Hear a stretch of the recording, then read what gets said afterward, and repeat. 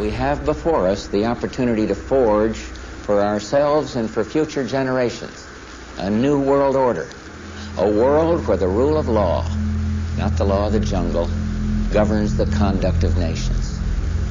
When we are successful, and we will be, we have a real chance at this new world order, an order in which a credible United Nations can use its peacekeeping role to fulfill the promise and vision of the UN's founding.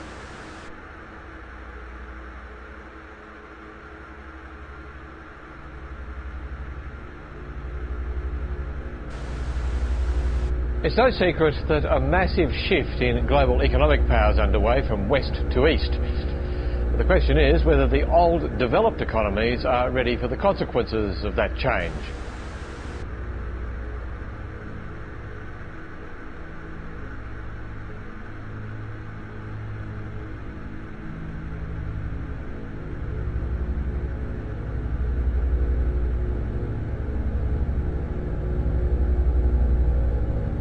We've got to give them a stake in creating the kind of world order that I think all of us would like to see. Are we at one of those moments in history in which there is the necessity for a new world order? A, because of what's taken place in the Middle East, the rise of different kinds of groups, and B, what's happened in Asia, meaning that there has been a shift from the west to the east.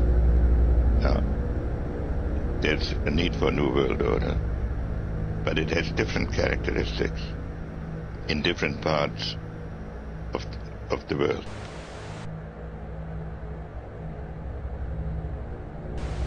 Are you optimistic a global system can happen from what we've heard so far? It could happen, and in fact it's in the works.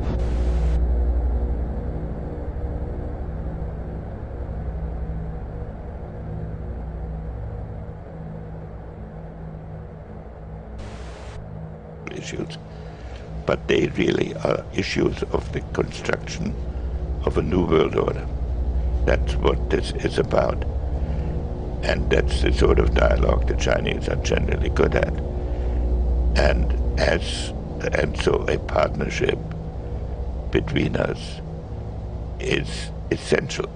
A conflict between us is going to exhaust us both in tactical exercises that cannot be conclusive. Order could satisfy both. It has to satisfy both, because otherwise it will lead to tensions that will exhaust us both.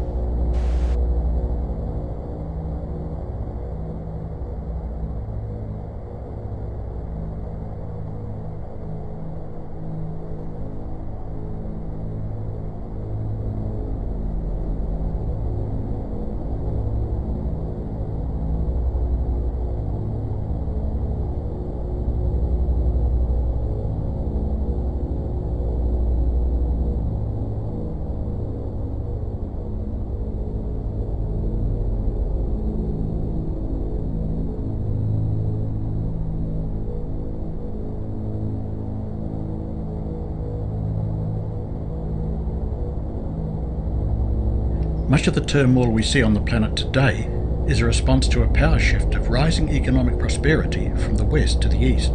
3/4 of the world's energy resources are in Eurasia, and whoever ultimately controls these resources will lead the world into a new era of consolidation, a new world order. Regime change in the name of democracy and the war on terror has placed the United States and its allies in key strategic Eurasian regions. Welcome to the birth pangs of a new world order. Leaders and dignitaries of the European Union, representatives of our NATO alliance, distinguished guests. We meet here at a moment of testing for Europe and the United States, and for the international order that we have worked for generations to build.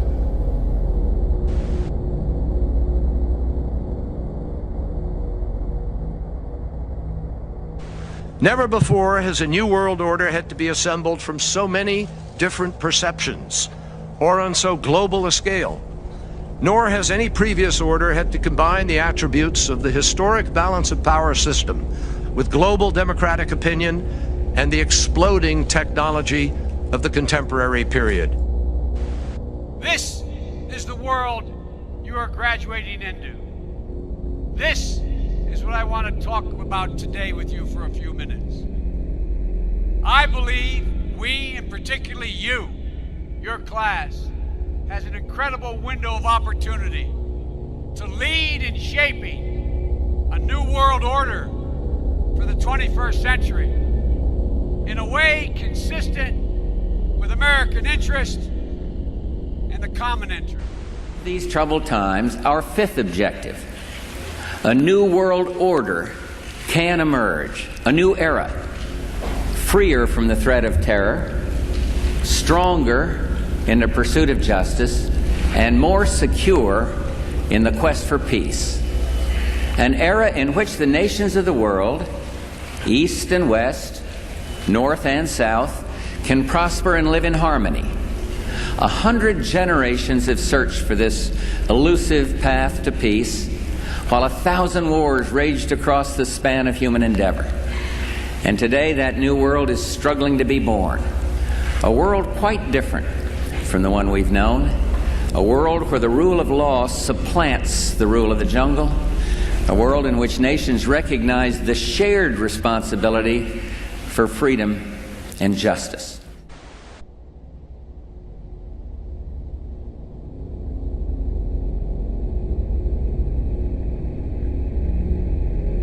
A new world order is emerging, and with it the foundations of a new and progressive era of international cooperation.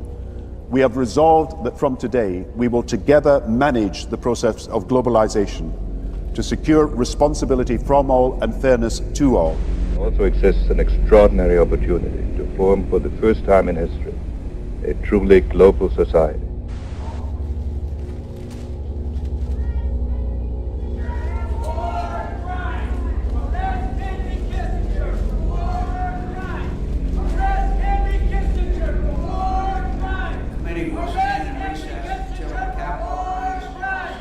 I've been a member of this committee for many years, and I have never seen anything as disgraceful and outrageous and despicable as the last demonstration that just took place about, you know, you're going to have to shut up or I'm going to have you arrested. The ideology of the unification of mankind under one religious, economic and political umbrella has existed since the days of Babylon, when Nimrod built an epicenter of civilization reaching for the sky. United States politicians have demonstrated an almost fanatical zeal in a race against the clock to institute policies asserting US superiority. Nations such as China and Russia are forming re-evaluated alliances and are challenging US hegemony. There is also a religious aspect as well. Behind the scenes, Roman Catholicism has allied itself with the United States and the European elite to ensure Roman Catholicism, with its 1.2 billion members, is the head, not the tail, of the New World Order. Islam is the rival, with almost 1.6 billion members, and fundamentalist sects like the Shiites not willing to be part of any world order. What for? Well, the purpose is what the Roman Catholic system has all the time as her own purpose, is to infiltrate, to penetrate all the areas of life where the Roman Catholic can have control and access for the coming world government. What that means is, in preparation for that world government, the Roman Catholic institution, especially since the establishment of the Jesuit order in 1541, throughout all these 500 years, they've been in preparation and through infiltration and penetration of every level of society in order to take over the world politically and religiously.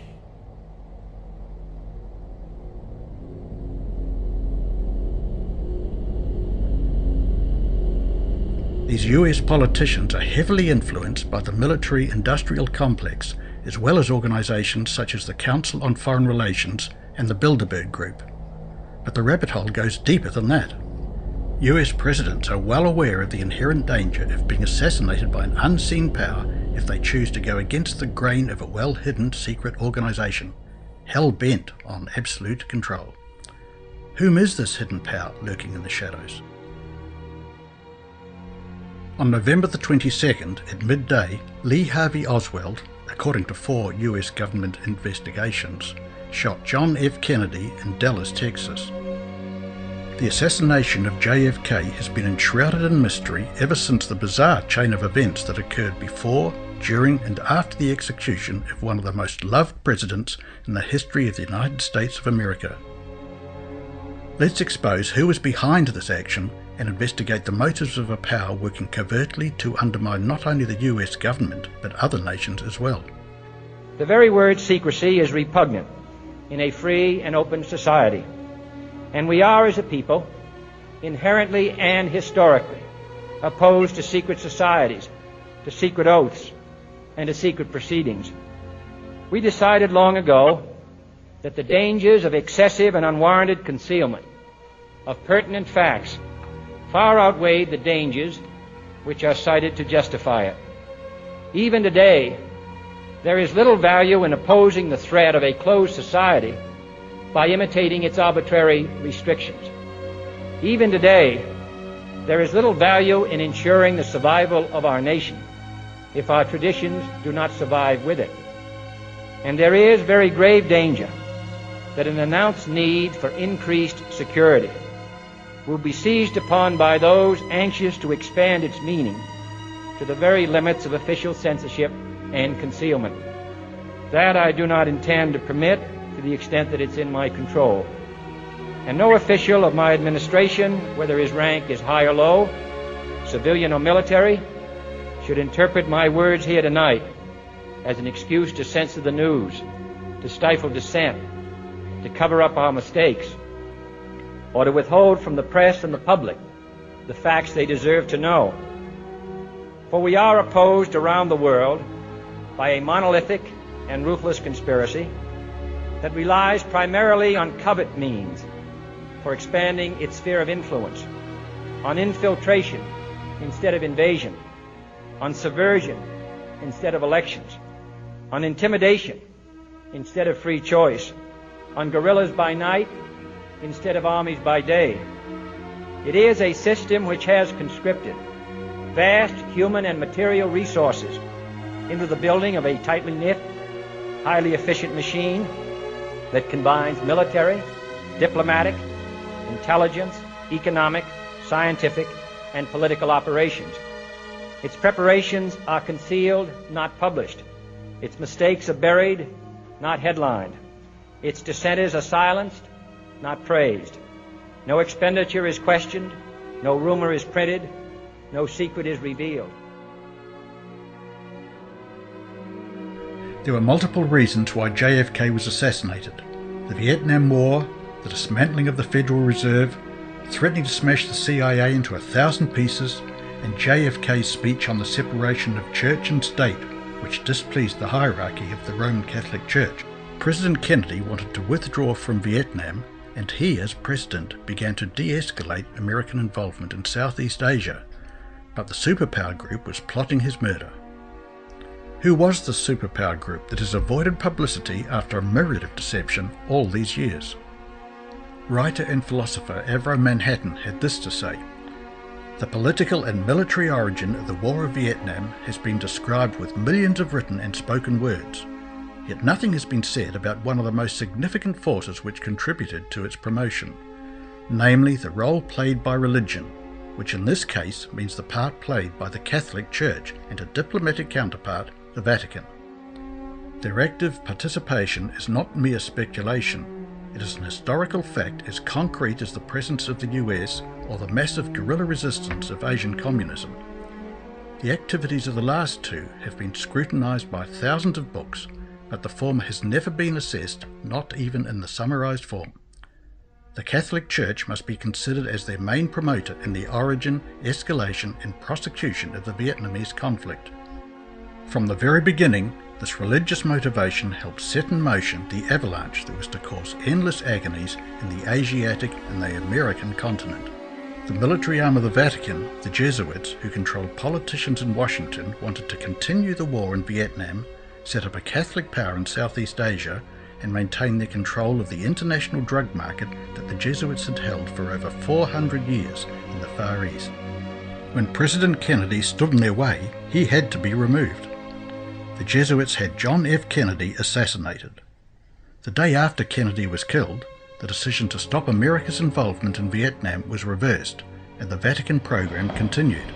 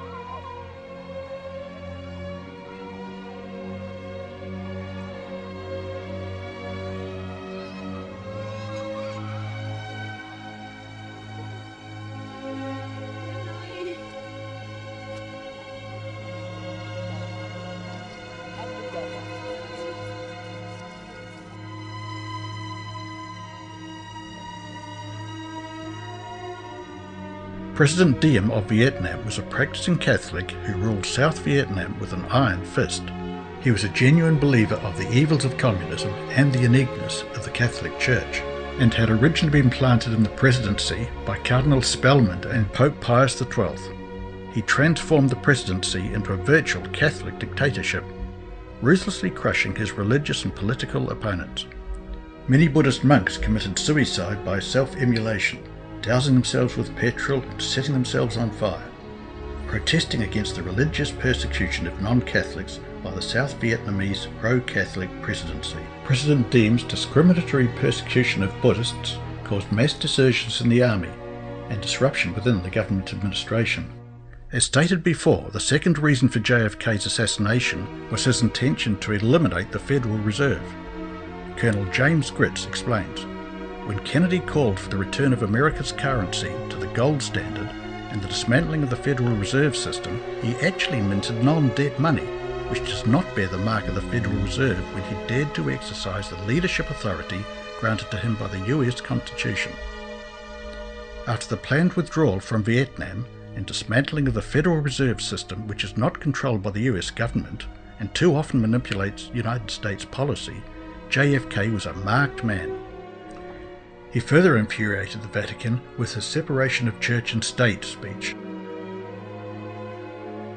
I believe in an America where the separation of church and state is absolute, where no Catholic prelate would tell the president, should he be Catholic, how to act.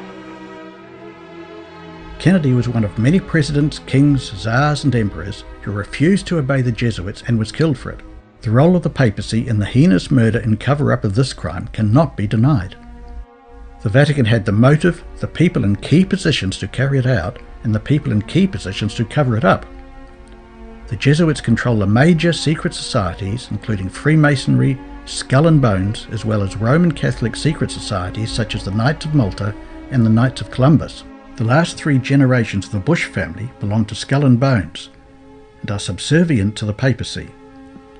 Here we see George H.W. Bush also in Dallas on that tragic day when JFK was gunned down. Let's take a look at some of the people who were in key positions at the time of the assassination. Lyndon B. Johnson was Vice President and a Freemason. He was subservient to Jesuit-controlled elite after he was sworn in as US President following the death of JFK. Allen Dulles was a Knight of Malta and CIA Director from 1953 to 61.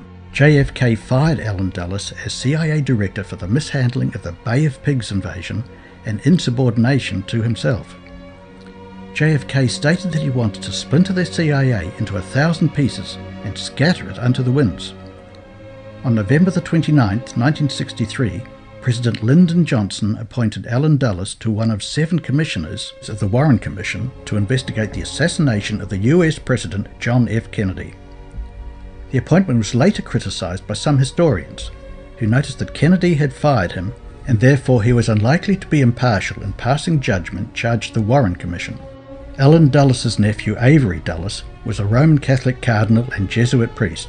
John McCone was the replacement of Allen Dulles as CIA director from 1961 to 65, and was also a member of Roman Catholic secret society Knights of Columbus.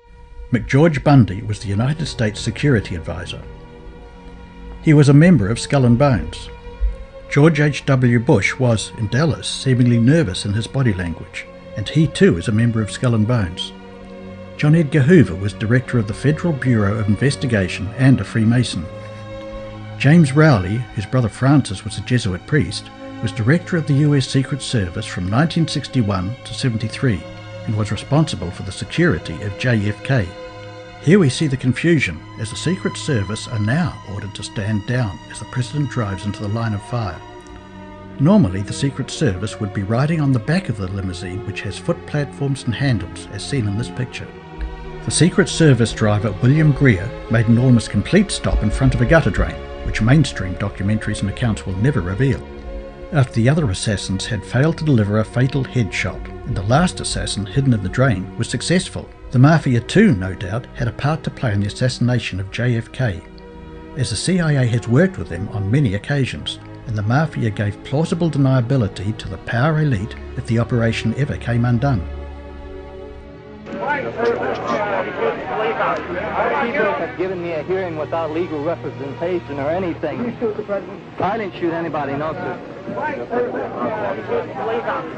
Hold it down. Has the gentleman been identified? Yes, sir. He's been identified for killing the officer. Right. Has any identification been attempted for the killing of the president? Not yet. Did you shoot the president? I didn't shoot anybody, sir. I haven't been told what I'm here for. You have a lawyer?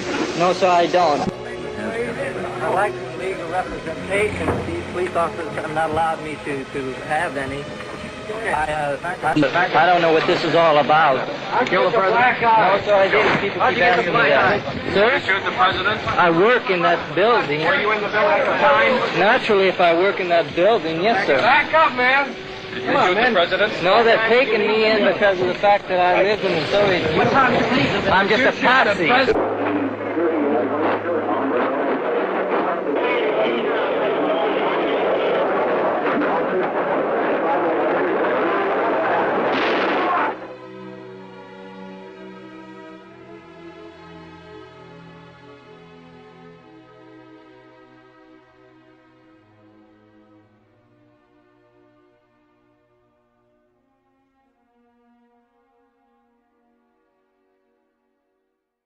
For we are opposed around the world by a monolithic and ruthless conspiracy that relies primarily on covert means for expanding its sphere of influence, on infiltration instead of invasion, on subversion instead of elections, on intimidation instead of free choice.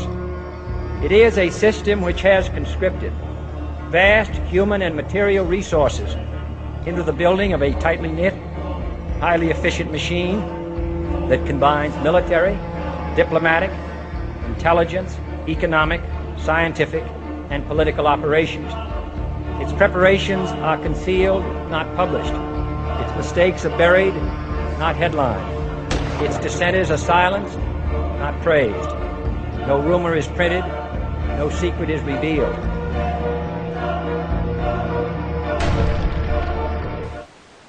When the United States rules the world, the Catholic Church will rule the world. Nothing can stand against the Church. I'd like to see the politician who would try to rule against the Church in Chicago. His reign would be short indeed. Archbishop Quigley, 1903, The Chicago Tribune. The founders of the CIA, which replaced the OSS, Office of Strategic Services, were Harry Truman, a Freemason, Allen Dulles, Knights of Malta, and William J. Donovan, who is also a member of Knights of Malta.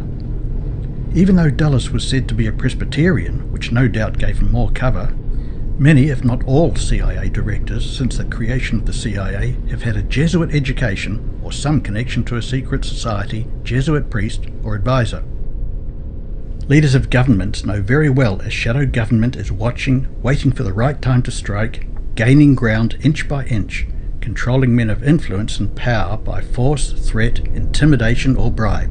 Even as US economic competitors such as the European Union were on the verge of disbanding, United States President Barack Obama strongly encouraged and advised the EU to forge ahead, expanding and consolidating European nations into one political and economic superstate.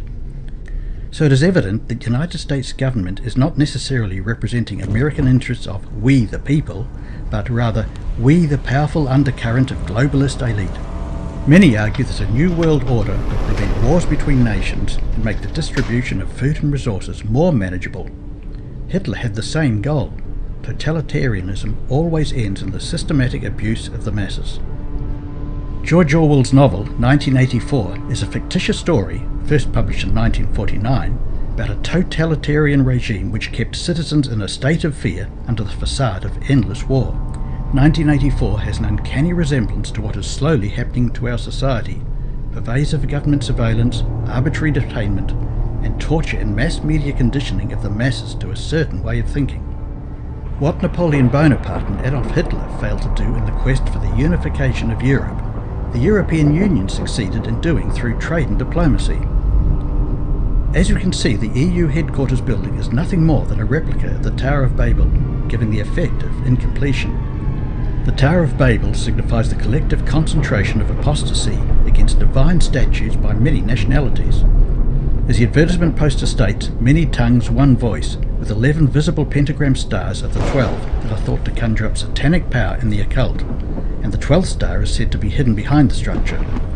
The North Atlantic Treaty Organization, better known by its acronym NATO, is a multinational force designed and thought necessary to counter the military power of the USSR, communism in Western Europe, and nationalist militarism. Now that the Cold War is over with the Soviet Union, the new goal is the domination of Eurasia, outflanking Russia and halting any plans of Russian imperialism. NATO is now more or less an instrument of elite think tank groups such as the Bilderberg Group. The strongest influence within this military machine seems to be the United States, as the United Kingdom, France and Germany have a lesser but significant say. Gladio was a clandestine operation grafted into NATO a year after its creation in 1949. So accused of false flag attacks in Ukraine. Coming up. The third force in eastern Ukraine. Kiev copies George Bush's plans for Iraq. And mainstream hosts storm out of the studio.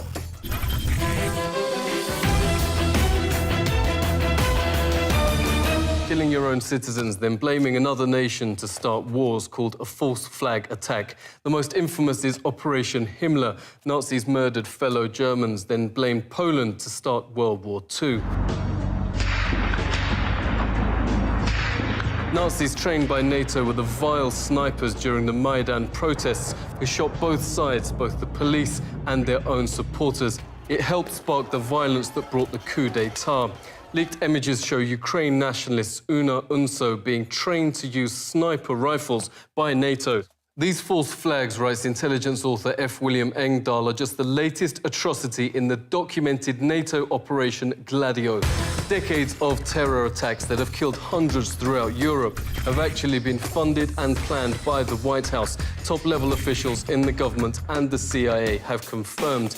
In what Wikispooks calls the most shocking story ignored by the mainstream, Gladio is admitted by former CIA head Bill Colby to be a major operation. Operations like the massacre at Bologna rail station, which killed 85 people and injured hundreds more. EU Parliament passed a resolution condemning the terror, demanded NATO stop and carry out a full investigation. The US simply ignored it. Evidence shows this US campaign of terror continues today, notes the world's leading scholar on Gladio, Dr. Daniel Ganser.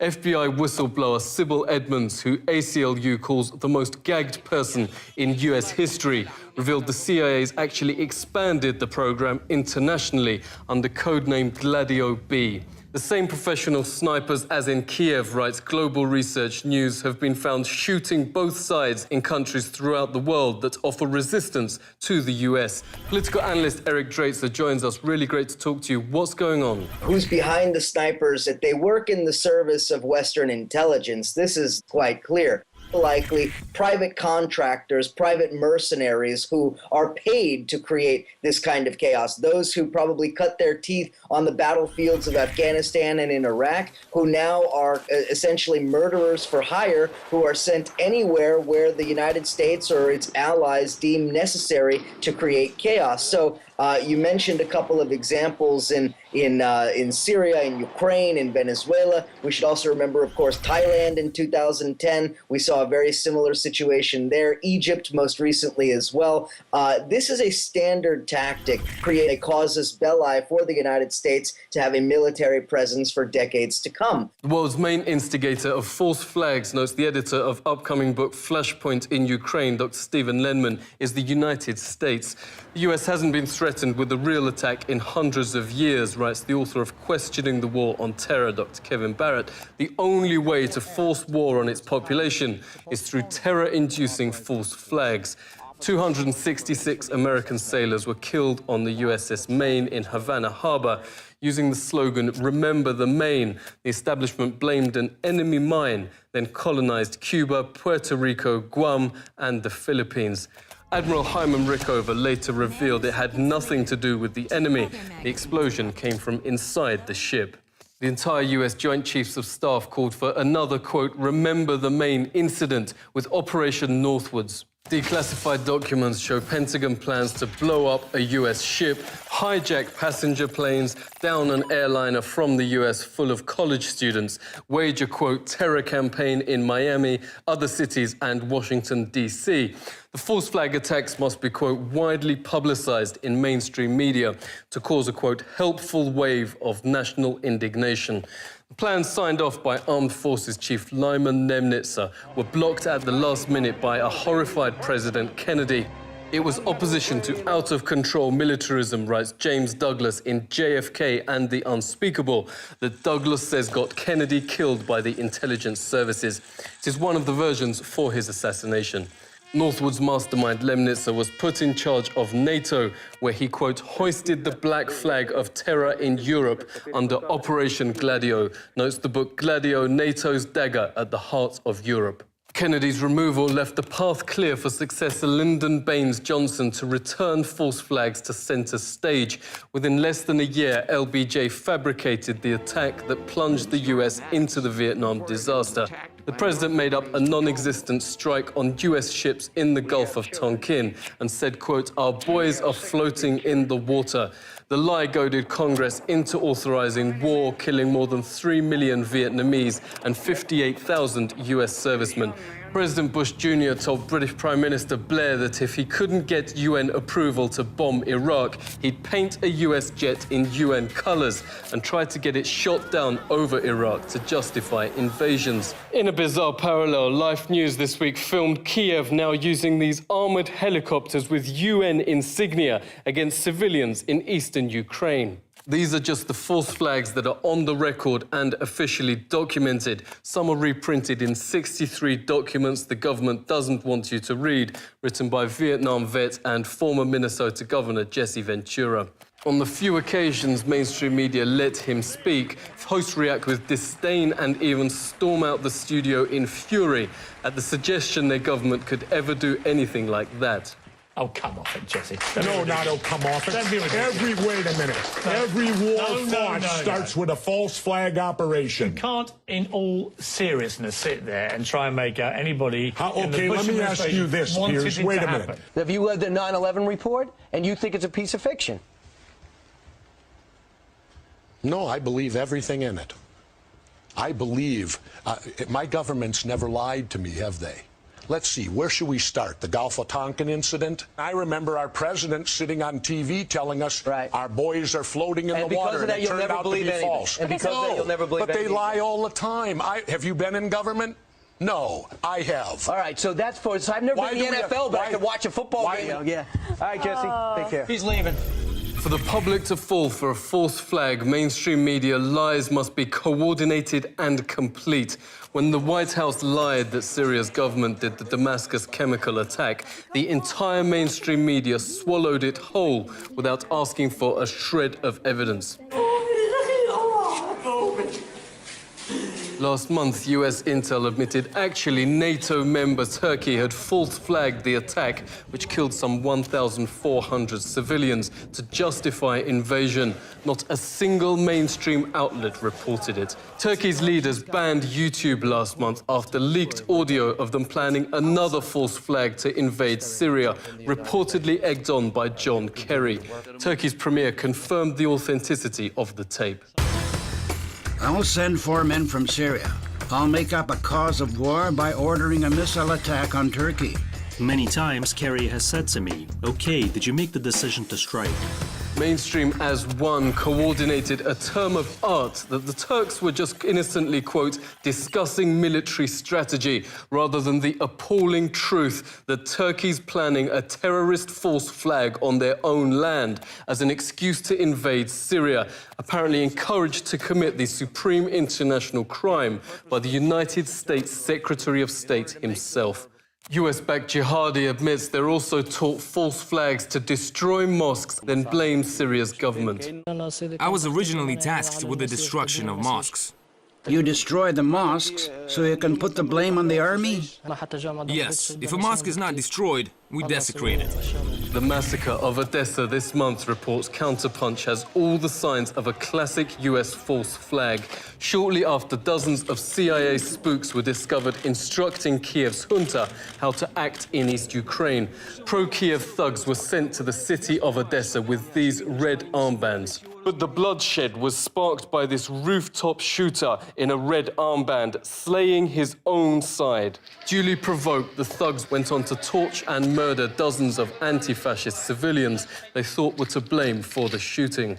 James Corbett of the Corbett Report joins us. Really great to see you. Why does the US establishment behave like this? It's important to understand the establishment as a collection of psychopathic individuals, and that's not meant as some sort of metaphor. That's meant as almost a medical diagnosis. There is a percentage of the population, it's disputed by medical experts, but somewhere between 3 and 4% is generally the figure cited, of people who have a medical condition where they are absolutely unable to feel the natural human empathy that we feel for one another and compassion that we feel for people in situations that are underprivileged or what have you, people who are in positions of pain or suffering.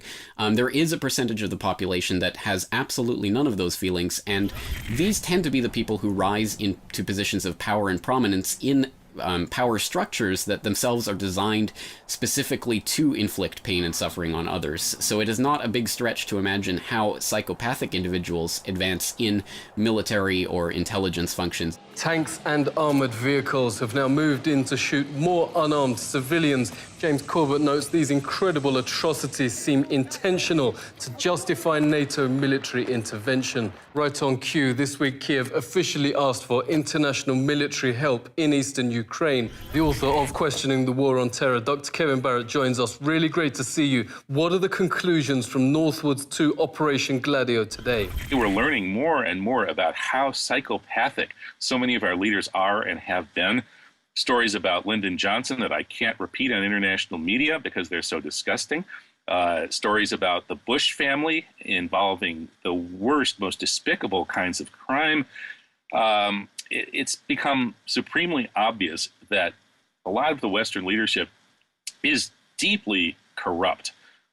And I think that has a terrible effect on the larger society because it's natural for people to imitate those above them in the social hierarchy.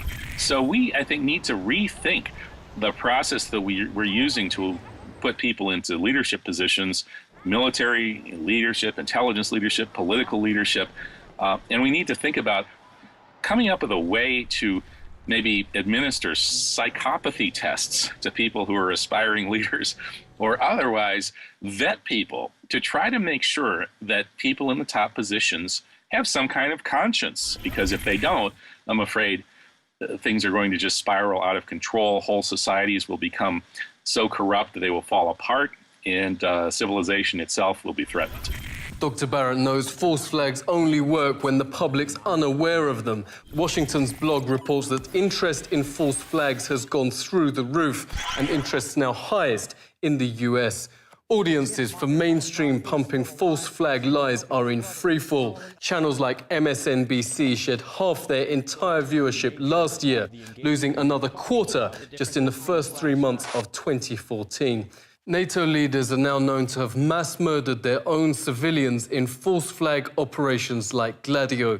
Reportedly, the operation continues today. How many more victims will there be before the public finds out? Seek truth from facts. This is The Truth Seeker.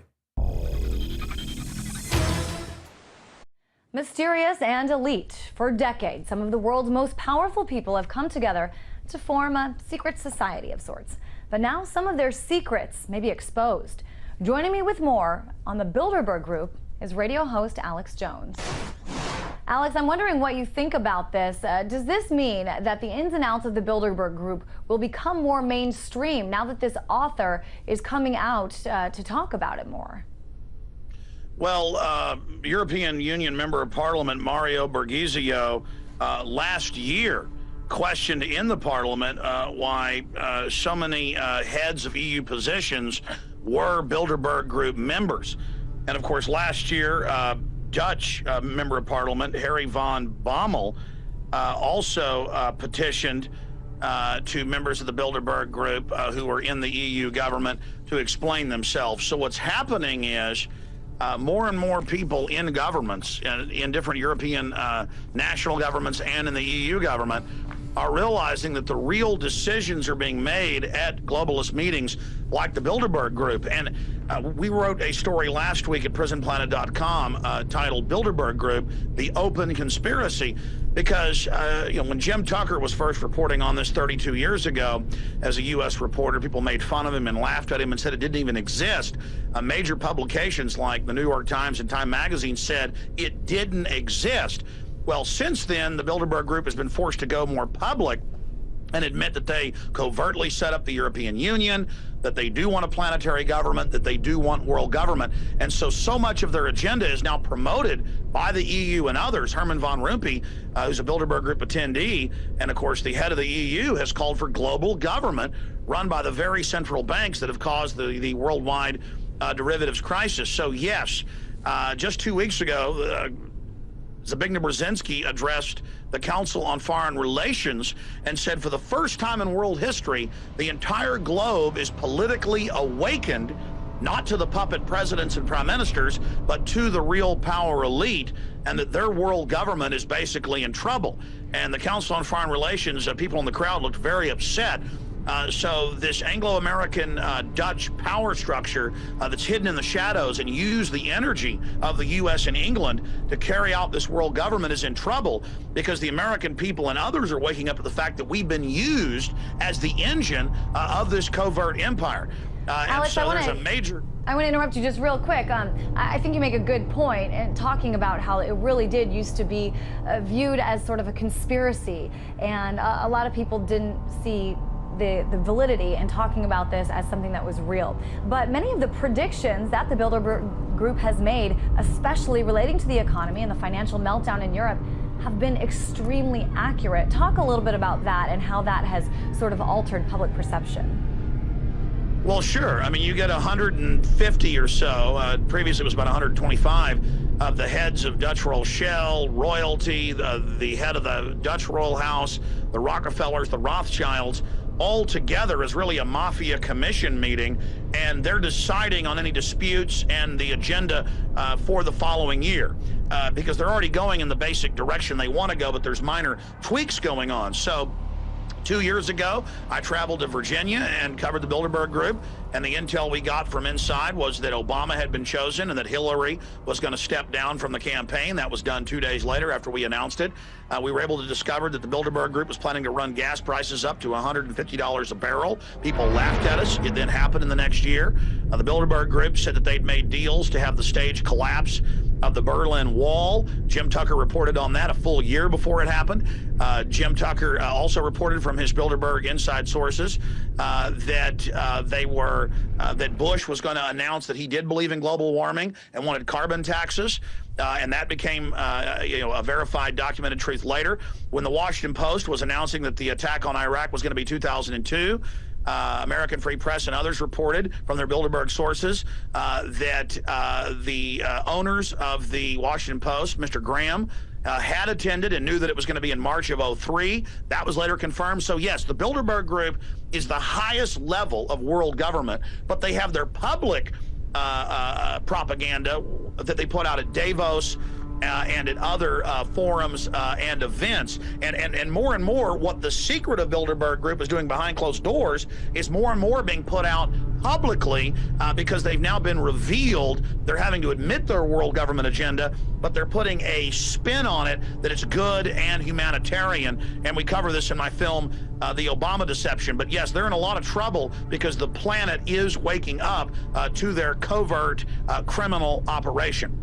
Just very, very briefly, Alex, the secrecy and the privacy, how important is that?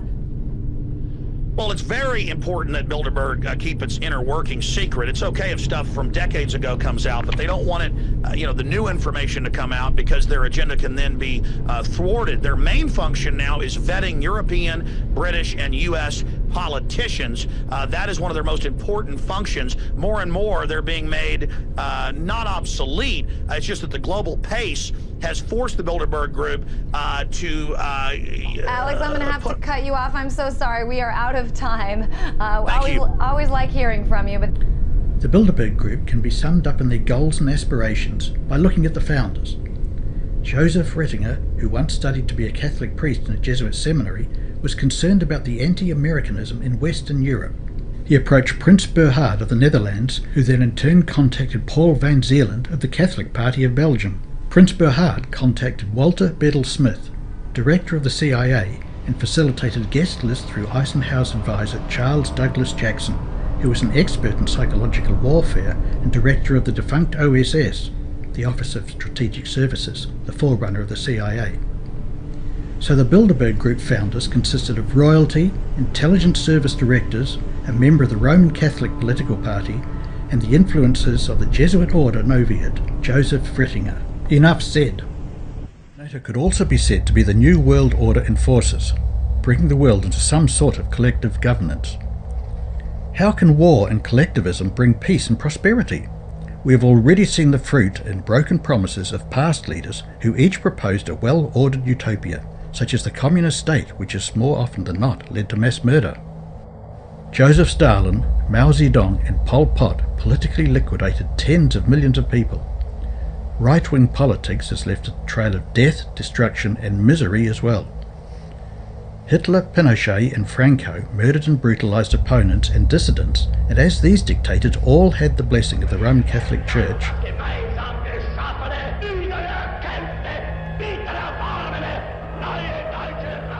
Historically, the Vatican has always leaned to the extreme right of fascism, the ideology opposite to communism, for the reasons that the Vatican has a similar power structure to fascism, and that one of the main doctrines of communism is the denial of the existence of God, which leaves little room for Roman Catholicism.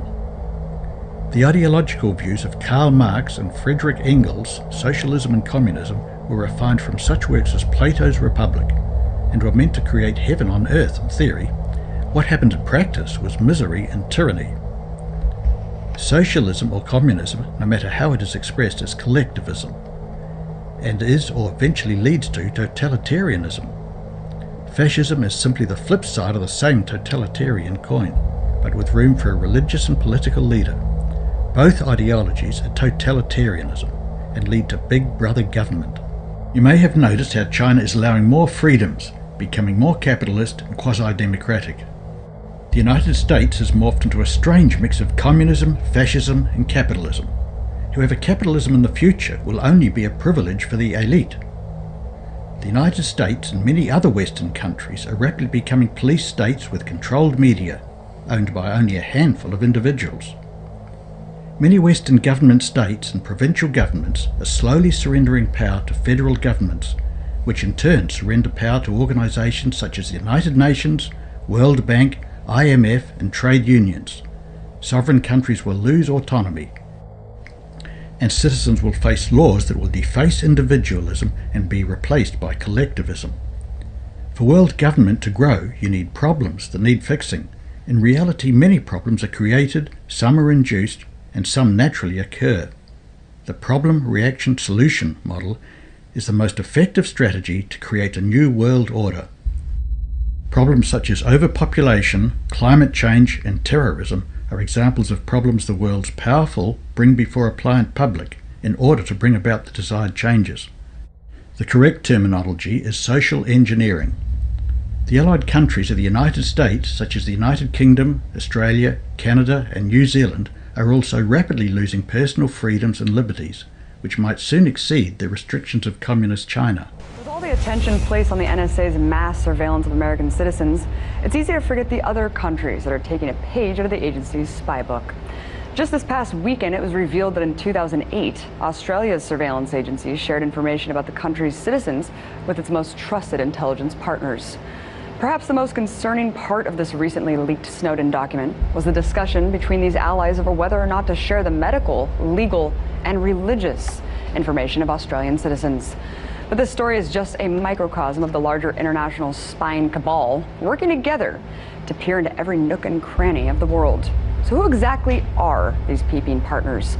Well, they call themselves the Five Eyes, a partnership made up of intelligence agencies in 5 English-speaking countries: the US, the UK, Australia, Canada, and New Zealand. And just like the Eye of Sauron, eyes see all, which is an especially appropriate analogy since The Lord of the Rings was filmed in New Zealand. But I digress. You see, the Five Eyes Agreement has been around since the end of World War II, but it was so secret that the program wasn't even disclosed to the public until 2005. On the surface, this treaty is just a friendly agreement between allied nations that it's essential to stopping global terrorism. But thanks to the Snowden leaks, we now know just what an asinine agreement it's actually being used for: industrial espionage and circumventing those pesky laws that prohibit warrantless surveillance of a country's own citizens. In theory, these nations are not allowed to spy on each other's people, but we all know rules are meant to be broken. In 2007, the NSA analyzed and retained any British citizen's mobile phone number, email, and IP address swept up in its enormous dragnet. Another memo dated from 2005 shows that the NSA was working on a procedure to spy on the other 4 countries. And while one sentence in the memo states that the US and UK will not explicitly target each other, the very next sentence says governments reserve the right to spy on each other's citizens when it's in the best interest of each nation. Well, that's not open to interpretation at all. Look, I think it's clear at this point that the myth of the American empire exporting freedom and democracy really means exporting surveillance and subjugation. The meshings of fascism, capitalism, and communism seem to be the cornerstone of the New World Order autocracy. Yes, autocracy, like the Roman Empire with a pope instead of a Caesar, but more on that subject later. Karl Marx raised some very realistic economic predictions of the future in his writings, such as when markets have become saturated, power must eventually go back to the state. For example, when everybody in the world has a pair of shoes and a mobile phone, the markets then become uncompetitive. Companies can only compete as long as they make a profit. When the profit is marginal or non-existent due to fierce competition or oversupply, power must eventually go back to the state. 3D printing will definitely speed this process along, and perhaps 3D printing will end up being regulated by the New World Order under license, especially in the case of guns. And the state will oversee licensed mass production. Interesting foresight by Karl Marx, considering we can see this happening in the United States and around the world. Many lines of business are ending up in the hands of a few. The Western economic system is similar to a giant Ponzi scheme needing new industries. Recently, the United States has even legalized marijuana in some states, and many European countries seem to rely on drug trafficking and prostitution to raise their GDP. It's this simple, folks. If you believe the world's economy is a sound, solid structure, you are an idiot. And I mean that in the kindest way possible. But seriously, the entirety of our economy is a Ponzi scheme. And anyone with half a brain who spends about 15 minutes thinking about it will agree. And the Ponzi scheme is beginning to show some cracks. First, we had people losing their homes and savings because they were buying up crap they couldn't afford. Then we had governments bailing out banks and corporations. Now we have governments bailing out other governments. We perpetually finance the present with the promise of the future's prosperity. It's insane. At some point, the buck passing has to stop. People are really showing which side they're on right now. This is the big move. And I mean, there's the headline. Pope Francis calls for new system of global government to tackle climate change. That's not an Infowars.com headline. That's in Time Magazine, Newsweek, the BBC. I mean, Lord Monckton, how do you square this? What has happened here is that Pope Francis was brought up in the communist tradition of what's called liberation theology, which came out of the French universities, like so many other bad ideas, and it was taken back to Latin America by students for the priesthood who'd gone to study for university degrees in France. And of course, one of those was Pope Francis. So he is an anti-capitalist through and through. The Jesuits are well aware that capitalism as we know it cannot survive for long. Technologies such as 3D printing and robotic automation could well make most of the workforce redundant. Power, to a large degree, would have to go back to the state, curtailing capitalism. What are the chances a robot or computer will one day take over your job? According to one study, 47% of U.S. jobs have a high probability of becoming computerized. And recently, the Pew Research Center surveyed 1,900 experts who all agreed that automation and artificial intelligence will truly pervade our lives by 2025. But nearly half of the experts aren't optimistic about this automation at all. They say robots and other tech will displace blue and white-collar workers. Masses of people will be effectively unemployed. Many dictators and ancient superpowers have had the same ambition of world domination, such as the Babylonians, Egyptians, Medes and Persians, ancient Greece, and the Roman Empire, and last of all, the Roman Catholic Church, which is simply a continuation of the Roman Empire that was authorized by the Byzantine or Eastern Roman Emperor Justinian I, 527 to 565 AD, after the demise of Western Rome. Eventually, the Roman Catholic Church was subdued by Napoleon's general in 1798, ending 1260 years of papal rule. Historians believe that the Roman Catholic Church killed upward of 50 million people. Later in history, the independent Vatican City-State was established in 1929 by the Lateran Treaty, signed by Cardinal Secretary of State Pietro Gasparri on behalf of Pope Pius XI, and by Prime Minister Benito Mussolini on behalf of King Victor Emmanuel III of Italy. Since 1929, the papacy has gathered momentum and today is the most powerful organization on the planet. Vatican rule and infiltration is a growing concern within many countries. Every Catholic has a responsibility, obeying the Pope before king, president or country. So more often than not, a conflict of interest arises when a practicing Catholic holds any public or political office. In past history, the papacy used the armies of rulers and kings to procure her agenda and establish papal supremacy, most probably because of the cost.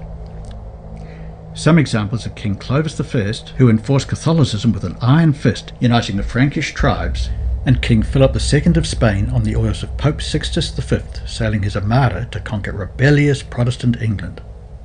The St. Bartholomew's Day massacre and many more examples are all indictments against the papacy's religio-political agenda controlling kings.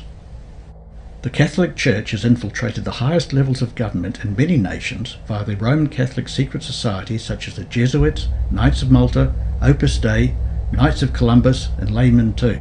However, the Jesuits knew that if they could commandeer agencies like the CIA, NSA, the FBI, the Secret Service, as well as placing Jesuit-trained and influenced directors in military and defense roles, the Vatican could ultimately control the US government, coercing other nations to comply with the implementation of the Vatican's New World Order. The Society of Jesus, better known as the Jesuit Order, is the right arm of the Catholic Church. The Jesuits were approved by Pope Paul III in 1540 to counteract the Reformation, but grew more powerfully pervasive than the Roman Catholic Church itself.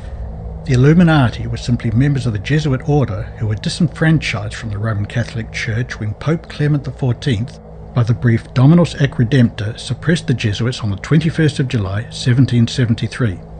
This was under the pressure of leaders of European nations for subversive actions against the state. The Illuminati was simply the Jesuits resurrected under a new guise and a new name.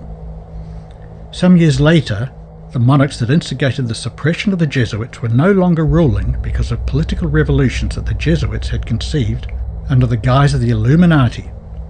Pope Pius VII restored the Jesuit order to its preeminence in 1814. The Jesuits simply kept the Illuminati as a secret society controlling secular society, including education, Greek letter organizations like Phi Beta Kappa, Kappa Alpha Society, and Delta Phi, and other secret societies such as Skull and Bones and Freemasonry. Now the Jesuits controlled both spheres, Christianity and secularism. The Jesuit order was extremely successful in its counter-reformation against Protestantism, as well as stamping out any papal dissent ignited by Martin Luther, who nailed the 95 Theses to the Wittenberg Castle door in 1517. But the Jesuit war against Protestantism has been going on for centuries, even landing on the shores of the United States of America, which was deemed a Protestant nation.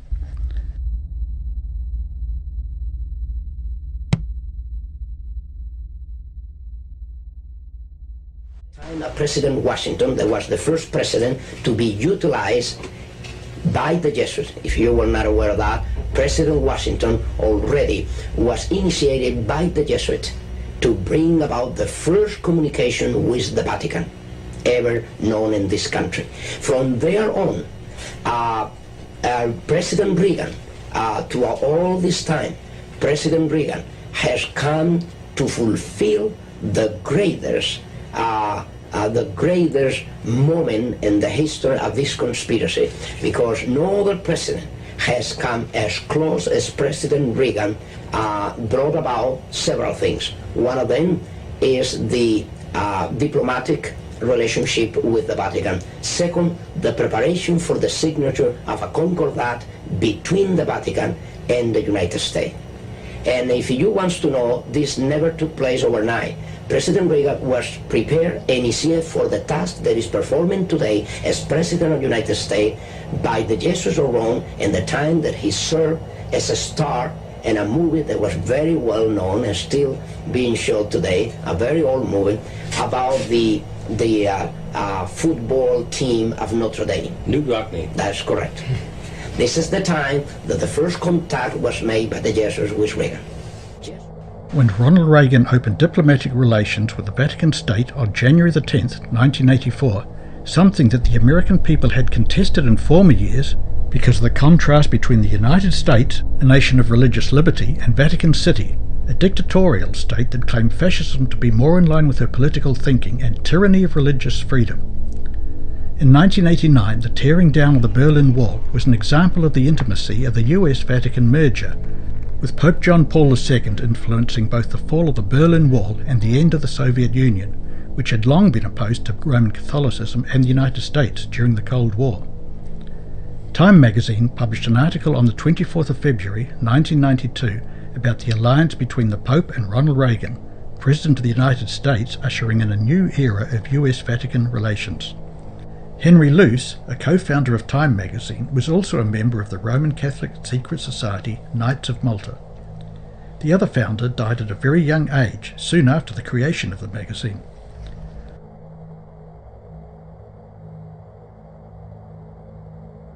I thought that it was a matter of real concern that planted stories intended to serve a national purpose abroad came home and were circulated here and believed here, because this would mean that the CIA could manipulate the news in the United States by channeling it through some foreign country. Now we're looking at that very carefully. Do you have any people being paid by the CIA who are contributing to a major circulation American journal?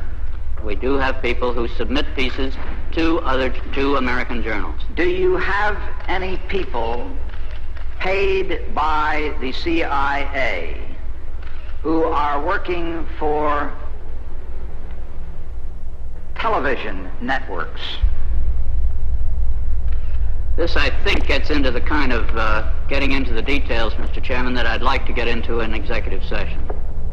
At CBS, we had been contacted by the CIA. As a matter of fact, by the time I became the head of the whole news and public affairs operation in 1954, ships had been established, and I was told about them and asked if I'd carry on with them. We have quite a lot of detailed information, and we will evaluate it, and we will include any evidence of wrongdoing or any evidence of impropriety in our final report and make recommendations. Do you have any people being paid by the CIA who are contributing to the national news services, AP and UPI? Well, again, I think we're getting into the kind of detail, Mr. Chairman, that I'd prefer to handle in executive session. Senator, do you think that you named the news organizations in your final report?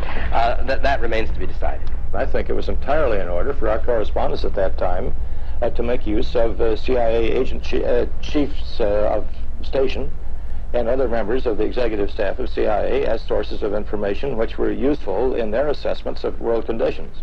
Would you say that continues today? Well, I would think probably for a reporter it would continue today, but because of all of the revelations of the period of the 1970s, it seems to me that a reporter's got to be much more circumspect in doing it now, or he runs the risk of at least being looked at with considerable disfavor by the public. I think you've got to be much more careful about it.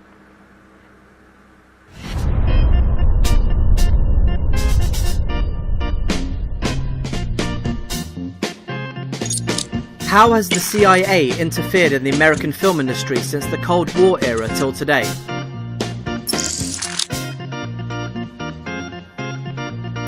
What Hollywood films have come to market carrying the CIA's message and offering a vicious and extreme image of America's enemies?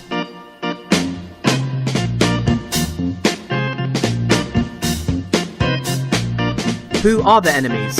Who are targeted for destruction by the American agents?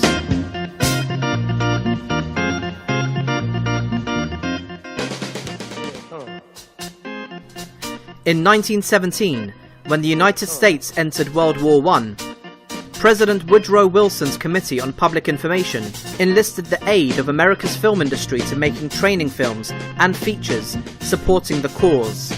George Creel, chairman of the CPI, believed that the movies had a role in carrying the gospel of Americanism to every corner of the globe. The Federal Bureau of Investigation established an office in the 1930s to bolster its image in radio programs, films, and television shows. In 1947, the Department of Defense followed suit, and now the Army, the Navy, the Air Force, the Marine Corps, the Coast Guard, the Department of Homeland Security, and the Secret Service all have motion picture and television officers or official assistants to the media on their payroll.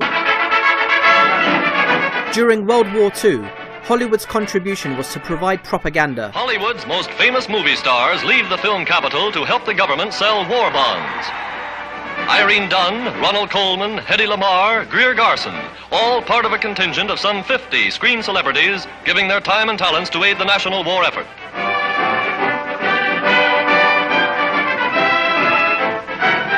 The country has asked the people to invest $1 billion in 1 month to help pay for the war. And here's the start of the drive. Boarding a special train for Washington, they'll tour 300 cities from coast to coast. Go to any city that agrees to subscribe at least $1 million. Buy a bond. And by, the bonds you buy'll bring you victory. After the war, Washington reciprocated by using subsidies, special provisions in the Marshall Plan, and general clout to pry open resistant European film markets. Every society to some degree has structural elements that want a particular representation of the individuals in society.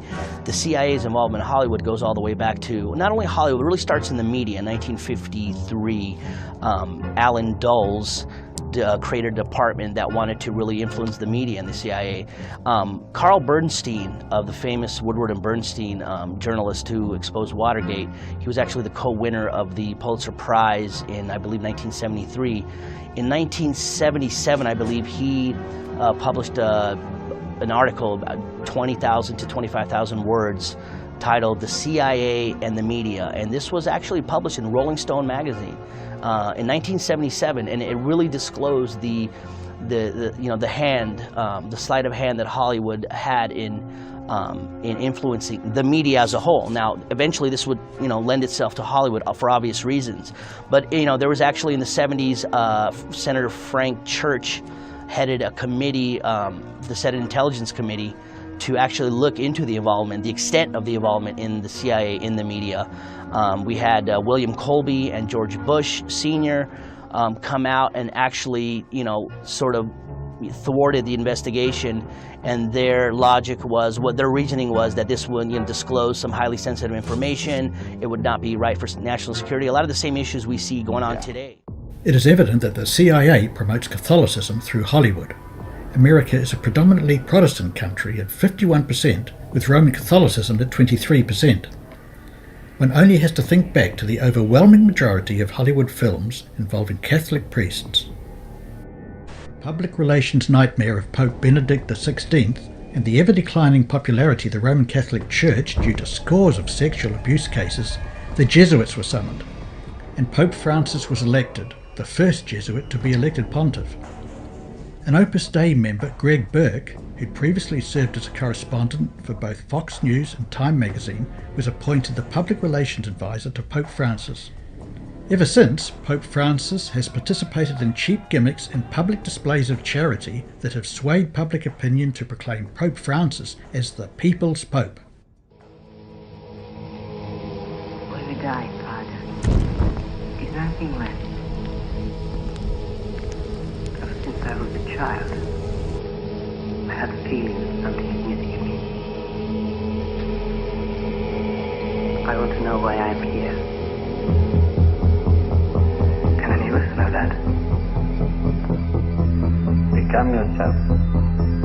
Then God and the devil don't matter. I want to learn. I want to understand. Be careful. Can you find the force to enable these two quite opposite lines to live together in yourself? At any moment, the wolf can devour the lamb, and you must learn what it means to become responsible. Zimbabwean dictator Robert Mugabe was raised a Roman Catholic and educated at Jesuit schools.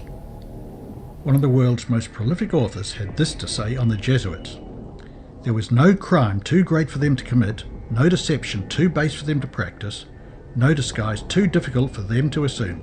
Vowed to perpetual poverty and humility, it was their studied aim to secure wealth and power, to be devoted to the overthrow of Protestantism and the re-establishment of the papal supremacy.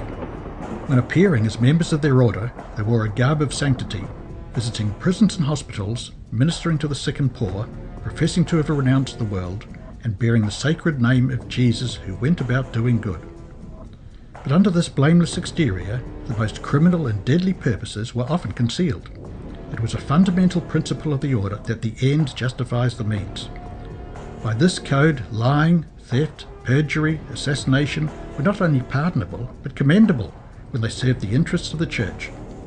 Under various disguises, the Jesuits worked their way into offices of state, climbing up to be the counselors of kings and shaping the policy of nations. They became servants to act as spies upon their masters.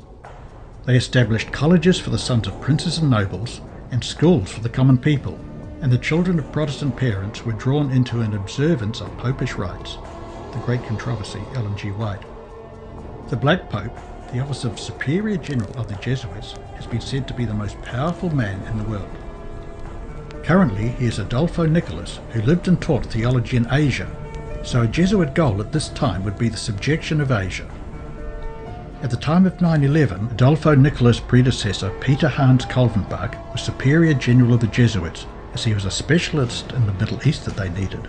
Jesuit priest Malachi Martin wrote in his book The Keys of This Blood that he identifies the last decades of the 20th century as the end game of the New World Order.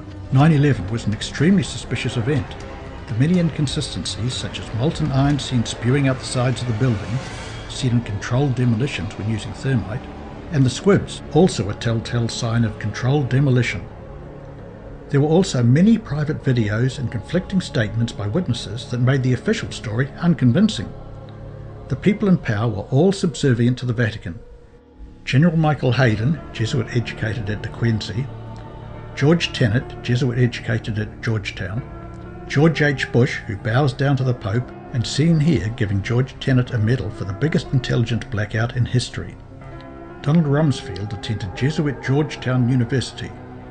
NORAD, North American Aerospace Defense Command, is directed by Roman Catholic Ralph Eberhard, and was criticized by Senator Mark Dayton, saying, "This country and its citizens were completely undefended for 109 minutes.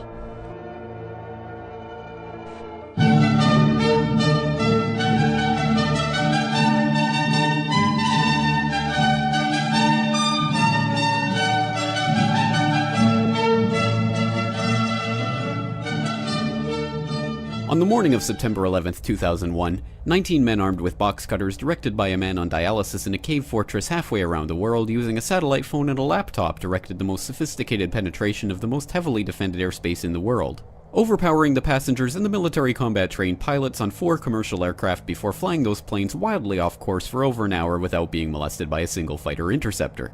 These 19 hijackers, devout religious fundamentalists who like to drink alcohol, snort cocaine, and live with pink-haired strippers, managed to knock down 3 buildings with 2 planes in New York, while in Washington a pilot who couldn't handle a single-engine Cessna was able to fly a 757 in an 8,000-foot descending 270-degree corkscrew turn to come exactly level with the ground, hitting the Pentagon in the budget analyst office where DoD staffers were working on the mystery of the $2.3 trillion that Defense Secretary Donald Rumsfeld had announced missing from the Pentagon's coffers in a press conference the day before, on September 10th, 2001.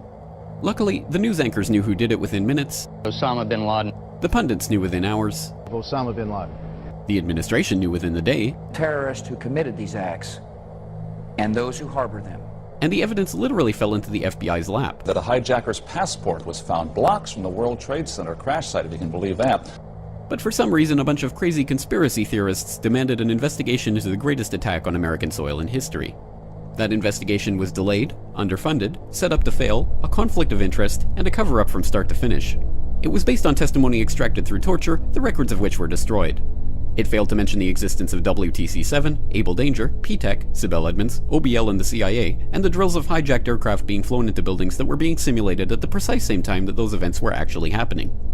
It was lied to by the Pentagon, the CIA, the Bush administration, and as for Bush and Cheney, well, no one knows what they told it because they testified in secret, off the record, not under oath, and behind closed doors. It didn't bother to look at who funded the attacks because that question is ultimately of little practical significance. Still, the 9/11 Commission did brilliantly, answering all of the questions the public had, except most of the victims' family members' questions, and pinned blame on all the people responsible, although no one so much as lost their job, determining the attacks were failure of imagination. Because nobody in our government, at least, and I don't think the prior government that could envision flying airplanes into buildings. Except the Pentagon, FEMA, NORAD, and the NRO. The DIA destroyed 2.5 terabytes of data on Able Danger, but that's okay because it probably wasn't important. The SEC destroyed their records on the investigation into the insider trading before the attacks, but that's okay because destroying the records of the largest investigation in SEC history is just part of routine record keeping. NIST has classified the data that they used for their model of WTC-7's collapse, but that's okay because knowing how they made their model of the collapse would jeopardize public safety. The FBI has argued that all material related to their investigation of 9/11 should be kept secret from the public, but that's okay because the FBI probably has nothing to hide. This man never existed, nor is anything he had to say worthy of your attention, and if you say otherwise, you are a paranoid conspiracy theorist and deserve to be shunned by all of humanity. Likewise him, and her. And her, and her, and him. Osama bin Laden lived in a cave fortress in the hills of Afghanistan, but somehow got away. Then he was hiding out in Tora Bora, but somehow got away. Then he lived in Abbottabad for years, taunting the most comprehensive intelligence dragnet employing the most sophisticated technology in the history of the world for a decade, releasing video after video with complete impunity and getting younger and younger as he did so, before finally being found in a daring SEAL team raid which wasn't recorded on video, in which he didn't resist or use his wife as a human shield, and in which these crack special forces operatives panicked and killed this unarmed man, supposedly the best source of intelligence about those dastardly terrorists on the entire planet. Then they dumped his body in the ocean before telling anyone about it. Then a couple dozen of that team's members died in a helicopter crash in Afghanistan. This is the story of 9/11, brought to you by the media which told you the hard truth. Every CIA director since 9/11 has been Jesuit trained and have employed the subjugation of nations, building a case to wage war in the Middle East in an effort to neutralize Muslims and to control resources, furthering the New World Order. About 10 days after 9/11, I went through the Pentagon and I saw Secretary Rumsfeld and Deputy Secretary Wolfowitz. I went downstairs just to say hello to some of the people on the Joint Staff who had used to work for me, and one of the generals called me in. He said, "Sir, you got to come in and talk to me a second." I said, "Well, you're too busy." He said, No. He says, "We've made the decision. We're going to war with Iraq." This was on or about the 20th of September. I said, "We're going to war with Iraq? Why?" He said, "I don't know." He said, "I guess they don't know what else to do." So I said, "Well, did they find some information connecting Saddam to Al-Qaeda?" He said, No. He says, "There's nothing new that way. They just made the decision to go to war with Iraq." He said, "I guess it's like we don't know what to do about terrorists, but we got a good military and we can take down governments." And he said, "I guess if the only tool you have is a hammer, every problem has to look like a nail." So I came back to see him a few weeks later, and by that time we were bombing in Afghanistan. I said, "Are we still going to war with Iraq?" And he said, "Oh, it's worse than that." He said, he reached over on his desk, he picked up a piece of paper, and he said, I just got this down from upstairs," meaning the Secretary of Defense's office today, and he said, "This is a memo that describes how we're going to take out 7 countries in 5 years, starting with Iraq and then Syria, Lebanon, Libya, Somalia, Sudan, and finishing off Iran."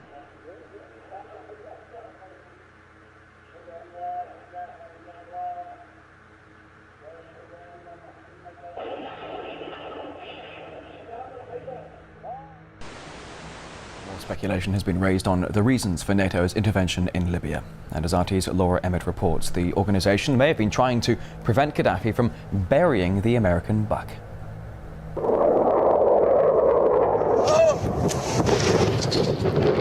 According to some, it's about protecting civilians. We must not tolerate this regime using military force against its own people.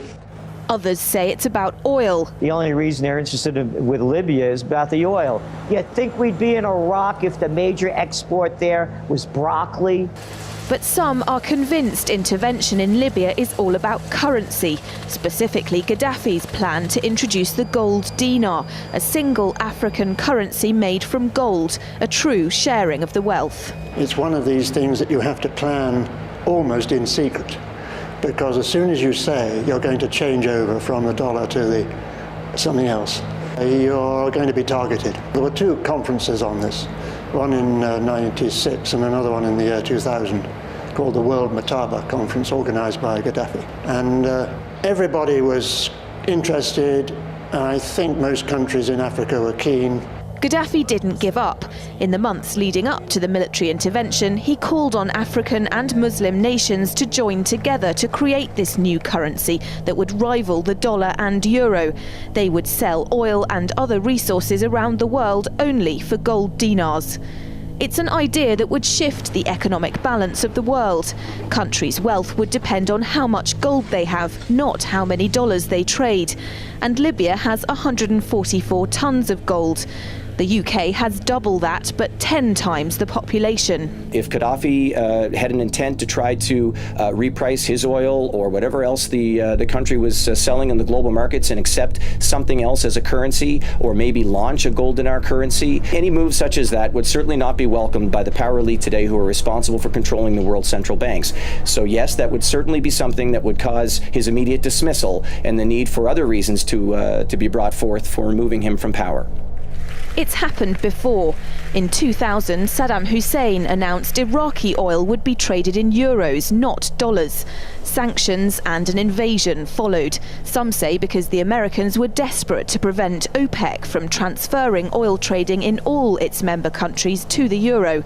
The UK's gold is kept here in a secure vault somewhere in the depths of the Bank of England.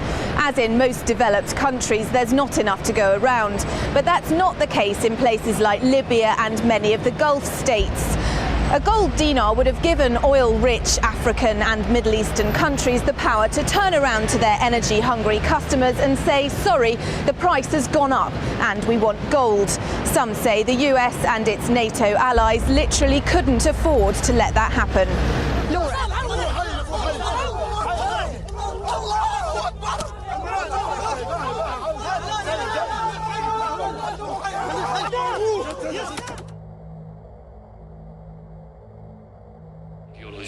There's another number that is alarming to me. It is that 90% of the civilian casualties, 90% come from the Syrian army.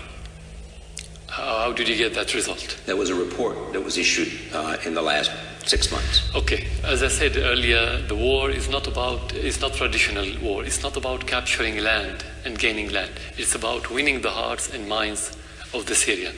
We cannot win the heart of minds of the Syrians while we are killing Syrians. We cannot sustain 4 years in that position as a government and me as president while the rest of the world, most of the world, the great powers and the regional power are against me and my people against me. That's impossible. I mean, this logic has no leg to stand on. So this is not realistic, and this is against our interest as government is to kill the people. What do we get? What's the benefit of killing the people? Well, I mean, the argument is that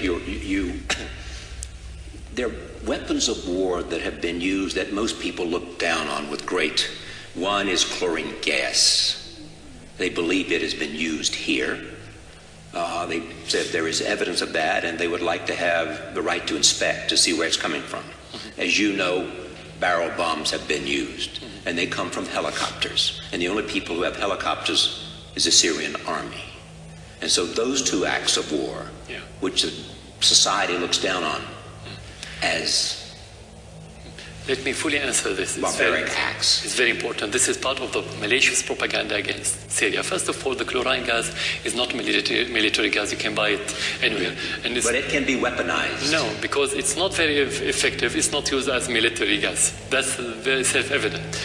Traditional armament is more important than chlorine. And if it was very effective, the terrorists would have used it on a larger scale.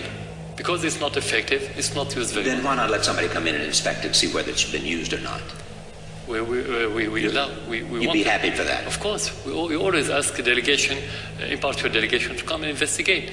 But I mean, logically and realistically, it cannot be used as a military. This is part of the propaganda because, as you know, in the media, when it bleeds, it leads. And they always look for something that bleeds, which is the chlorine gas and the barrel bomb. You do use barrel bombs. You're just saying there's no such a thing called barrel bombs. You have bombs. And any bombs is about killing. You have often spoken about the danger of a wider war in the Middle East. Yeah. Let me talk about the parties involved and characterize how you see them. Let me begin with Saudi Arabia. Saudi Arabia is anarchic autocracy, medieval system that's based on the Wahhabi dark ideology. Actually, let's say it's a marriage between the Wahhabi and the political system for 200 years now. That's how we look at it. And what is their connection to ISIS? The same ideology, the same background. So ISIS and Saudi Arabia are one and the same? The same ideology, yes. Same ideology? It's Wahhabi ideology. Their ideology is based on the books of the Wahhabi in Saudi Arabia. So you believe that all Wahhabis have the same ideology as ISIS? Exactly, definitely. And that's known by ISIS, by Al-Qaeda, by Al-Nusra. It's not something we discover or we try to promote. It's very, their books, they use the same books to indoctrinate the people. How about Turkey? Turkey, let's say, it's about Erdogan, his Muslim Brotherhood fanatics. And doesn't mean that he's a member, but he's a fanatic. President Erdogan is a Muslim Brotherhood fanatic. And he's somebody who's suffering from political megalomania, and you think that he's becoming the sultan of the new era, of the 21st century. You think he could stop the border if he wanted to? Yeah, of course, definitely. He doesn't only ignore the terrorists from coming to Syria, he supports them logistically and militarily, directly, on daily basis. Tell us what the Russians want. They are a strong ally of you. Yeah. What do they want? Definitely, they want to have balance in the world. It's not only about Syria. I'm a small country. It's not about having a huge interest in Syria. They could have it anywhere else. So it's about the future of the world. They want to be great power that have their own say in the future of this world. And what do they want for Syria? The stability. They want stability and political solution. And what does Iran want? The same. The same. Syria and Iran and Russia see eye to eye regarding this conflict. And what is your obligation to both of them? What do you mean obligation? What do you owe them? Yeah, I know, but they didn't ask for anything. Nothing at all. That's why what I said. They don't do that for Syria. They do it for the region and for the world, because stability is very important for them.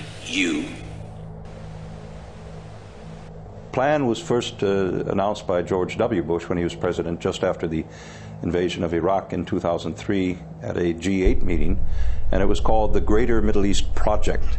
And that project, they published a map of what they had in mind, was the control and the democratization, as they call it, of the entire Islamic world from Afghanistan, Pakistan, down through Iran, Syria, the Persian Gulf area, the oil-producing states there, and across North Africa all the way to Morocco. Events, the so-called Arab Spring, have been planned years back, and the instigators of those so-called spontaneous protests, these Twitter revolts in Cairo and Tunisia and so forth over the last months, have all been pre-organized assiduously. Some of the people, leaders of the protests, have been trained in Belgrade in Serbia by Otpor activists financed by the U.S. State Department. This thing has State Department and U.S. intelligence all over it. And why are they doing this? Well, two things in my view. One, there is vast wealth in the hands of the leading circles in the Arab world. Vast wealth. Sovereign wealth funds of countries like Kuwait and other countries, but also just the resources. And one of the agendas is to introduce, as was done in the Soviet Union after 1991, with the collapse of the Soviet Union, the agenda of IMF privatization, free market economy, and so forth, so that Western banks and financial agencies and corporations could come in and take the plunder. The second agenda is militarily, in places such as Libya or South Sudan, now the so-called Republic of South Sudan, to militarize those oil sources that are directly strategic to China's future economic growth. So this is all about controlling Eurasia, something Zbigniew Brzezinski talked about back in 1997 in his famous book, The Grand Chess Game, and controlling especially Russia and China and any potential cohesion of the Eurasian countries economically and politically. But as a result of the so-called Arab Spring, can we honestly say that Middle East and Northern African countries, which have gone through with the changes, have they really become more democratic? Egyptian and Tunisian friends of mine say that it's just the opposite. The economy is in far worse shape. Libya had the highest living standard in all of Africa before the bombings of NATO. Today, the country is in ruins because of those bombings, not because of Gaddafi. The economy of Egypt is in dire straits. The military remains in control. The military high command of Egypt was sitting in the Pentagon when the revolts kicked off and waited for a signal from the Pentagon when to return and take control of those events. So will the instigators of the conflicts, who seem to be, the United States and maybe some of the European powers, if we look at Libya, will they be able to restore normality in these countries, or is it not even in their interest? I don't think they give a moment's thought to normality or normalization. I think what their concern is, especially the Pentagon, is military control. The next step will be in this so-called Transitional National Council in Libya is to have that puppet government give NATO permanent basing rights inside Libya, something they never had before under Gaddafi. South Sudan, a similar thing. They're defenseless unless they have NATO forces in there. The AFRICOM is coordinating this, the Pentagon's Africa Command, which was interestingly enough created just after China's 2006 Africa diplomacy, where 40 heads of African nations were invited to Beijing, and enormous deals were signed with the Chinese companies for oil exploration, to build hospitals, give soft loans, everything the IMF didn't do in Africa in the last 30 years, the Chinese began doing, and that had enormous results. The only way, as they see it, they can survive and keep the dollar as their instrument, Wall Street I'm talking about, is the gods of money, as I call it in my book, is to find new areas of loot. So the Arab Spring is directed against grabbing and privatizing the vast wealth of the Arab oil world and the Arab world generally, just as the use of the IMF in the former Soviet Union was consciously designed by Wall Street and by Washington in order to plunder the vast resources of Russia and the former Soviet Union and Warsaw Pact countries. So if the dollar does not retain its superior status, do you think there is any likelihood that the euro will retain it, or inherit it, rather? Well, one reason that there's this difficulty with Greece and these so-called Eurozone weaker economies is that this is part of a kind of a covert financial warfare between the dollar and the euro as reserve currency. It started when the Chinese started complaining publicly about the flawed economic policy of Washington, running up deficits and endangering the value of Chinese treasury bonds. So now, just when that became public, suddenly there was a Greek crisis, and the Greek crisis was put in place in 2002 before Greece entered the Eurozone by none other than Goldman Sachs, the most powerful bank in America, arguably today, politically well connected in Washington. So it's very clear if you follow the money trail that the Greek crisis was programmed to be detonated at command by Wall Street and the U.S. Treasury, as well as the Federal Reserve, in order to defend the reserve currency role of the U.S. dollar. But I don't see the European economies endangered as the U.S. because one great difference, Europe still produces things. Europe still has real industry. Would you believe that, from going back to the beginning of our interview, would you believe that there are some European countries which benefit from the situation unraveling, say, in Libya right now, like France? Well, I was just going to say, Sarkozy had a meeting in March when the whole drama in Libya kicked off. He invited leaders of this so-called Transitional National Council to Paris and made them whispered sweet nothings in their ears about having control of the oil resources of eastern Libya, and poured money, weapons. The CIA and the French intelligence have been pouring arms into these insurgent groups inside Libya. This is an armed insurrection financed by NATO countries in Libya. It's no peaceful Twitter revolution of a bunch of kids who have a dream of American-style democracy or something. This is raw power grab by the French. What do you predict, or in your opinion, what do you think will happen in Libya now? I mean, the NATO troops will have to pull out at some point, and then what? Well, will they? I imagine an Iraq-like scenario, or Afghanistan. What do you have in Afghanistan? You have 17 permanent U.S. military bases in Afghanistan, most of them air bases who are not bombing the Taliban. They're preparing for a coming war in perhaps 10 years with China, or maybe with Russia. They've got a military bastion in the heart of Central Asia. That's something that they never had during the Cold War. So I think Libya is destined for a similar treatment. What role do you think Russia should play in the events which are unraveling right now? I think Russia, given the history going back more than the Cold War era, Russia can play a very stabilizing role as a counterforce to this highly dangerous strategy of the Greater Middle East project of NATO and the U.S. in that region. Russia can play a very important role blocking some untoward events from the side of the UN Security Council in Syria. I don't think China would agree, as they did on the Libya case, to a UN action, sanction action in Syria.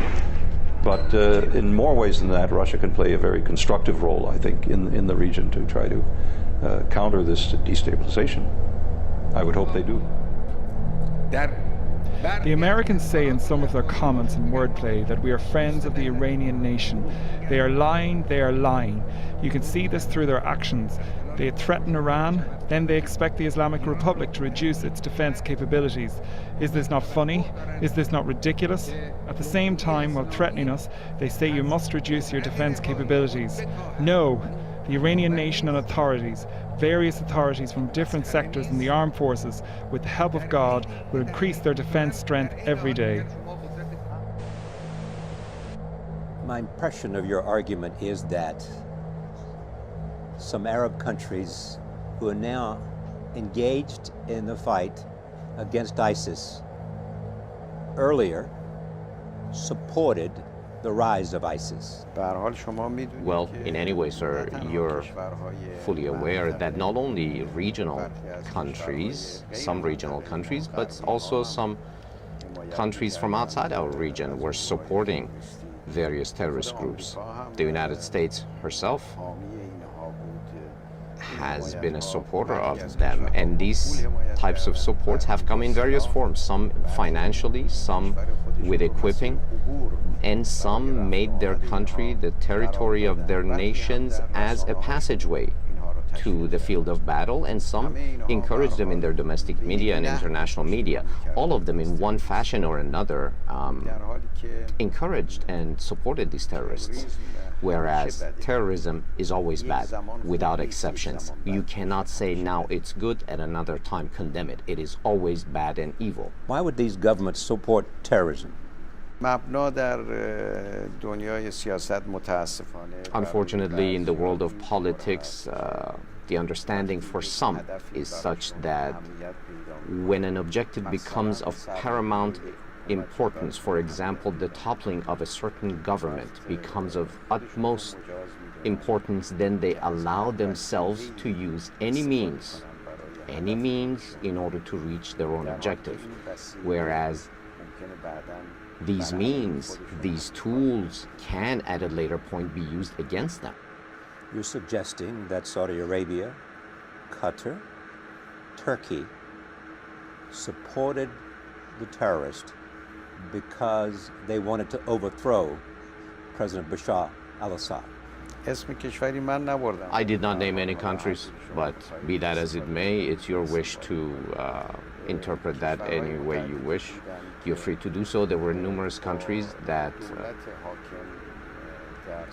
with the government, were opposed to the government in Syria and were under the impression that by supporting these terrorists, they would succeed in toppling that government. But academic and author Dr. Michel Chossudovsky warned that the so-called war on terrorism is a front to propagate America's global hegemony and create a new world order. He was speaking at the International Conference on the New World Order, Recipe for War or Peace. Dr. Chossudovsky said terrorism is made in the US and that terrorists are not the product of the Muslim world. According to him, the US global war on terrorism was used to enact anti-terrorism laws that demonized Muslims in the Western world and created Islamophobia. Elaborating on his argument, Dr. Chossudovsky said that NATO was responsible for recruiting members of the Islamic State, while Israel is funding global jihad elements inside Syria. Al-Qaeda and the Al-Qaeda affiliated organizations, including the Islamic State, are not independent organizations. They are sponsored, and they are sponsored by the United States and its allies. It is documented that prior to 2011, there was a process of recruitment of mujahideen to fight in Syria, and this was coordinated by NATO and the Turkish High Command. This report is confirmed by Israeli news sources, and unequivocally, we are dealing with a state sponsorship of terrorism, the recruitment of mercenaries, the training and the financing of terrorism. As much as possible, the United States has delegated its authority to other partners, despite the fact that ultimately this is an initiative of US intelligence, coordinated with the US State Department and the Pentagon.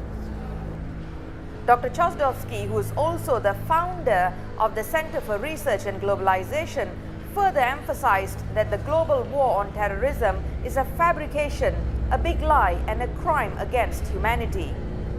Echoing Dr. Chossudovsky's arguments, Malaysia's prominent political scientist, Islamic reformist and activist Dr. Chandra Muzaffar said that the US has always manipulated religion to further its global hegemony on sovereign states.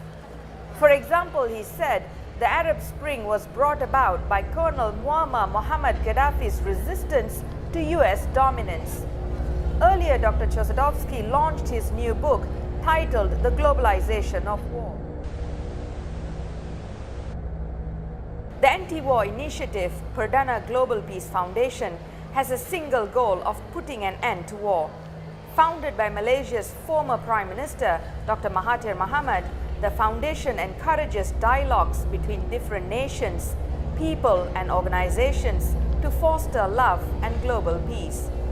Its sister foundation, the Kuala Lumpur Foundation to Criminalize War, aims to undertake all necessary measures to criminalize war and energize peace.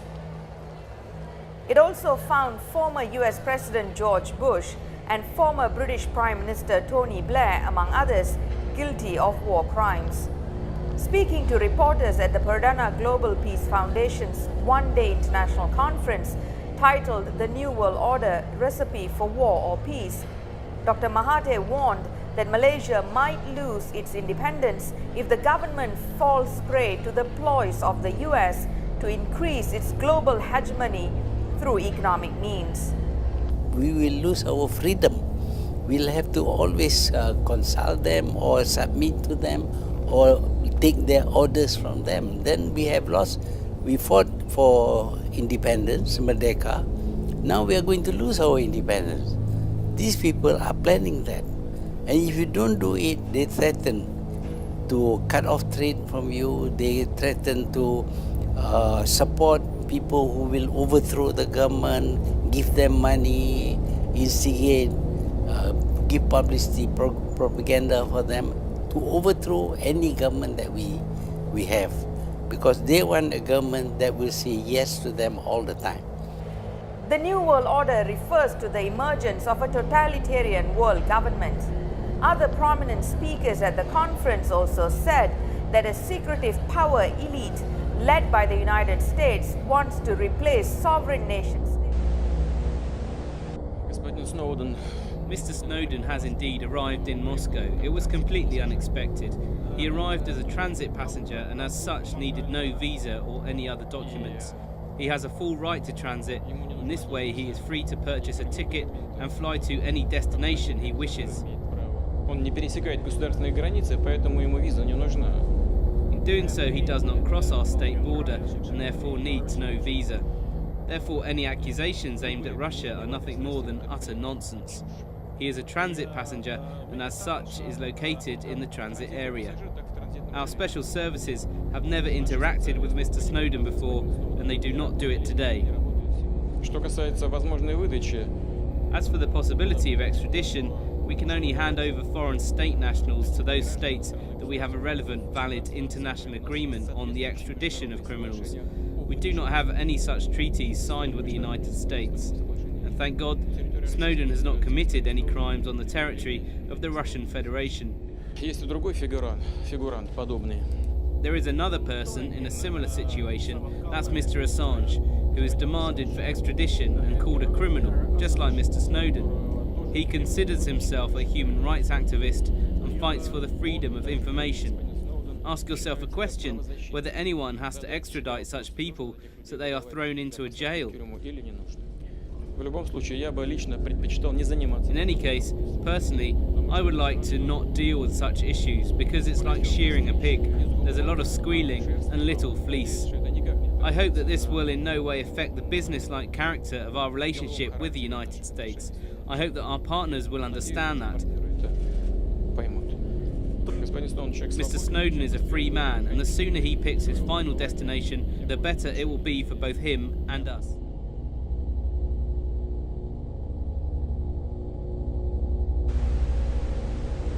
People of Crimea have voted overwhelmingly in favour of joining Russia in Sunday's referendum. RT's Paula Sleer has the latest now from the region. Paula, how are the results being received? Well, there's certainly a very cheerful and festive atmosphere here in the Crimean city of Sevastopol. The latest results, almost 97% of people voting overwhelmingly in joining Russia. This was an historic referendum. The voter turnout was 83%. Now, that is 2 to 3 times the number of people who turned out to cast their ballot than the last election that was held back in 2012. Throughout the night, there have been celebrations in Simferopol, in Sevastopol, and in several other cities and regions across Crimea. Fireworks going off. Even now, in the early hours of this morning, people are walking around with the Russian flag draped over them. There are cars blaring their hooters driving down the main streets with the Russian flag waving outside them. I was speaking to one woman who said that this is the best day of her life, and as another person put it, he said they've always been Russian in their soul, and today they're returning to Russia. There's also been praise from the international observers who come here from more than 20 countries. They say that the election ran smoothly, there were no major hiccups and no reports of incidents or any kind of violations.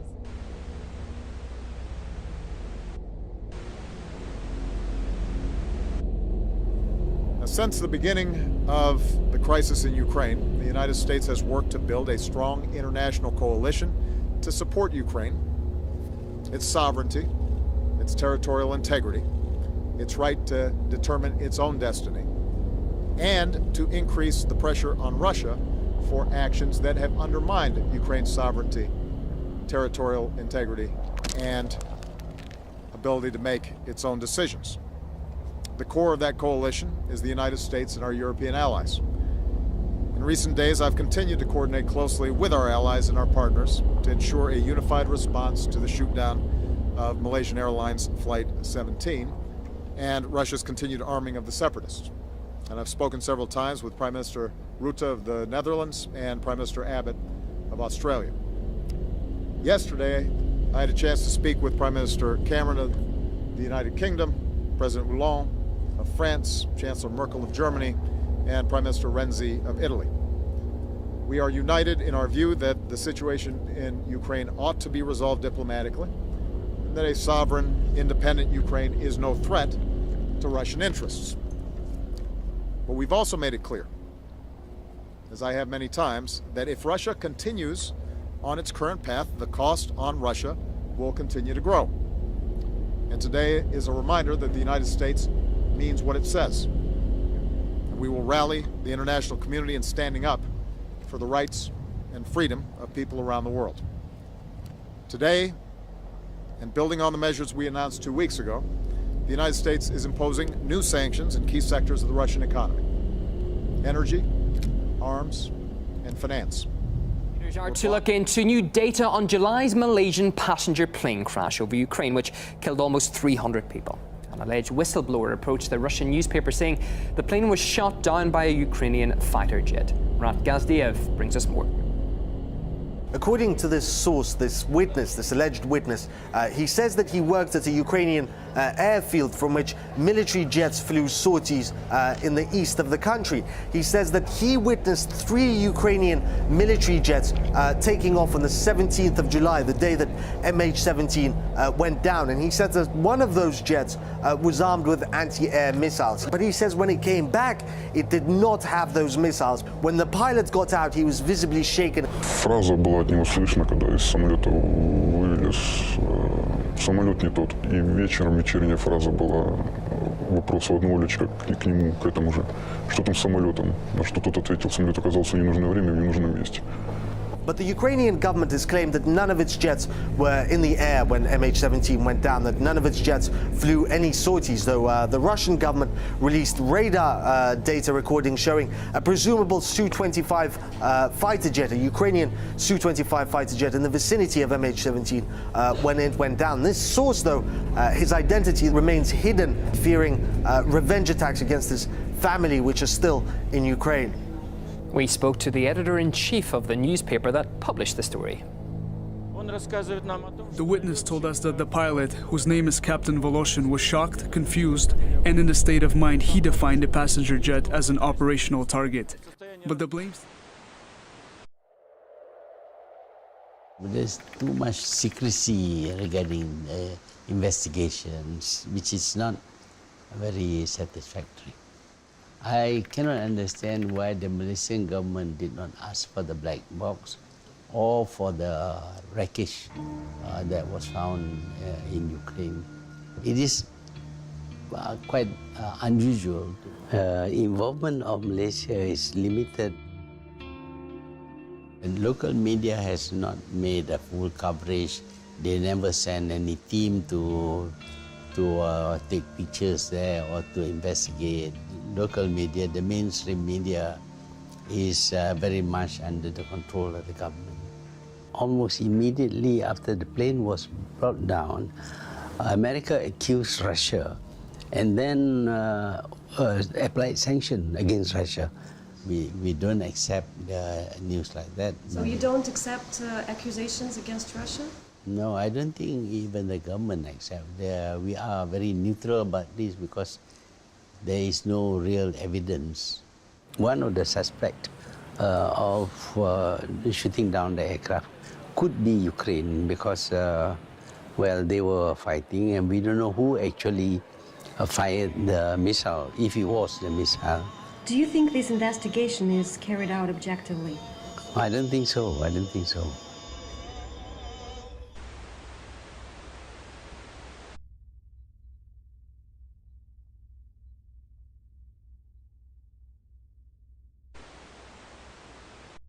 But back to Gideon Rockman. He starts out with the question that so many of us have been asking, sometimes genuinely, sometimes rhetorically, particularly those of us who voted for President Obama and just don't understand why he is actually working harder at pushing the TPP than he ever did for the public option for Obamacare, which arguably would have turned Obamacare into an insanely successfully dynamic program. Which is not to say Obamacare has not had its successes. But, why is this so important to him? There are two issues at play here, and they both have to do with China. Gideon Rockman, the headline is Obama's Pacific trade deal would not tame China. And he opens with this question. And only it's not rhetorical. He says, why is Barack Obama so desperate? And I think that that's a reasonably appropriate word. Why is Barack Obama so desperate to secure a Trans-Pacific Partnership trade deal? And then he says, well, the pitch, the long-winded answer, the pitch that everybody's giving is, 12 countries are going to get together and trade, and it'll be just wonderful for the world and everybody else. But he says the short, real answer is China. China is not part of TPP. We have a separate agreement with China. It's called a bilateral agreement, 2 countries. And basically what we have given China is what is referred to as permanent normal trade relations, which means that, they can make and sell stuff and ship it into the United States with no tariffs and no restrictions, which they do. It's why you walk into any store in America and probably 95% of what you see is made in China.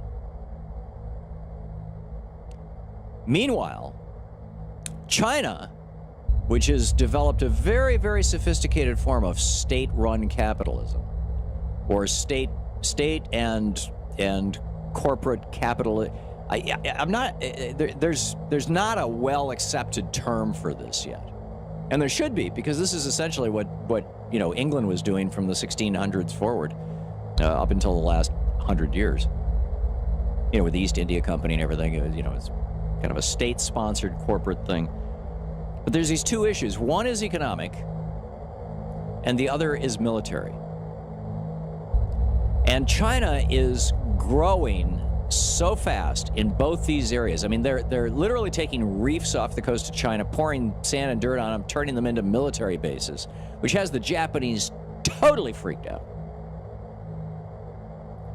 And they're starting to claim, Japanese land and extend their territorial waters and all this kind of stuff. So there's that military thing. And then there's also the economic thing. And in fact, Shinzo Abe, the president of Japan, was originally opposed to involving his country in the TPP negotiations. But he finally said, yeah, okay, we'll do this. And why? Well, according to Gideon Rockman, strategic interests. We've got to stop China, says Abe, says the president of Japan.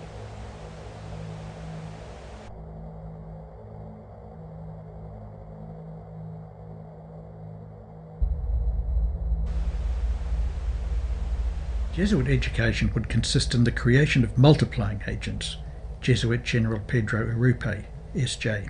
People underestimate the seductive enticements of the Jesuit network, who facilitate positions of power for individuals who will further the cause of the New World Order. Presidential candidates such as Donald Trump is one such individual who received a Jesuit education at Fordham Jesuit University. Hillary Clinton is controlled by the same shadow government via a different route, the military-industrial complex, Bilderberg Group, and the Council of Foreign Relations. Jeb Bush is subservient to the papacy.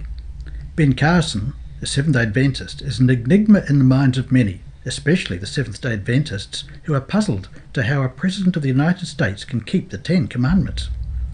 Their beliefs, thou shalt keep the Sabbath day holy, and thou shalt not kill, banning foreign wars of conquest. These two commandments make it nearly impossible to be a US President, especially with a shadow government snapping at your heels.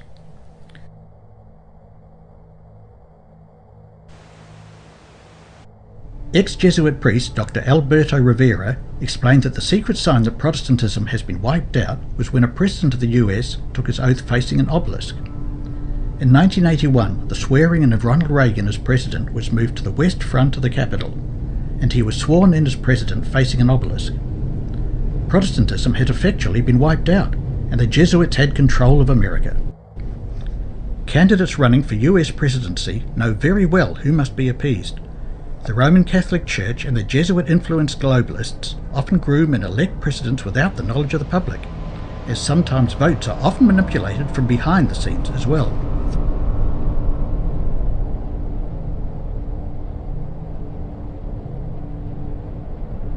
The mighty and widely ramified Order of St. Ignatius was powerful enough to procure by its interests far greater advantages to individuals than could any other corporation, fraternity, or even secular power. Jesuit General Jean-Baptiste Janssens. Murdoch, seen here at the Jesuit University of Georgetown, admitted his support of globalist plans of invading Iraq. But is there any agenda that you want to shape?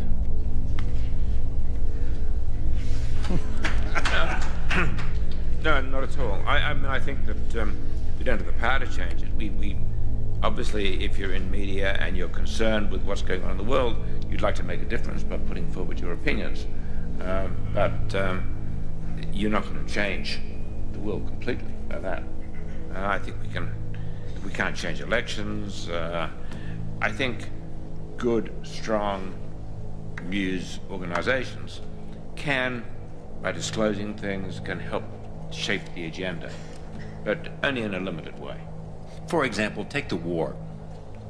I'm not just talking about the United States, but in terms of you having a global media enterprise, I mean, have you shaped that agenda at all in terms of perceptions of the war, in terms of how the war is viewed? No, I don't think so. I mean, we've tried.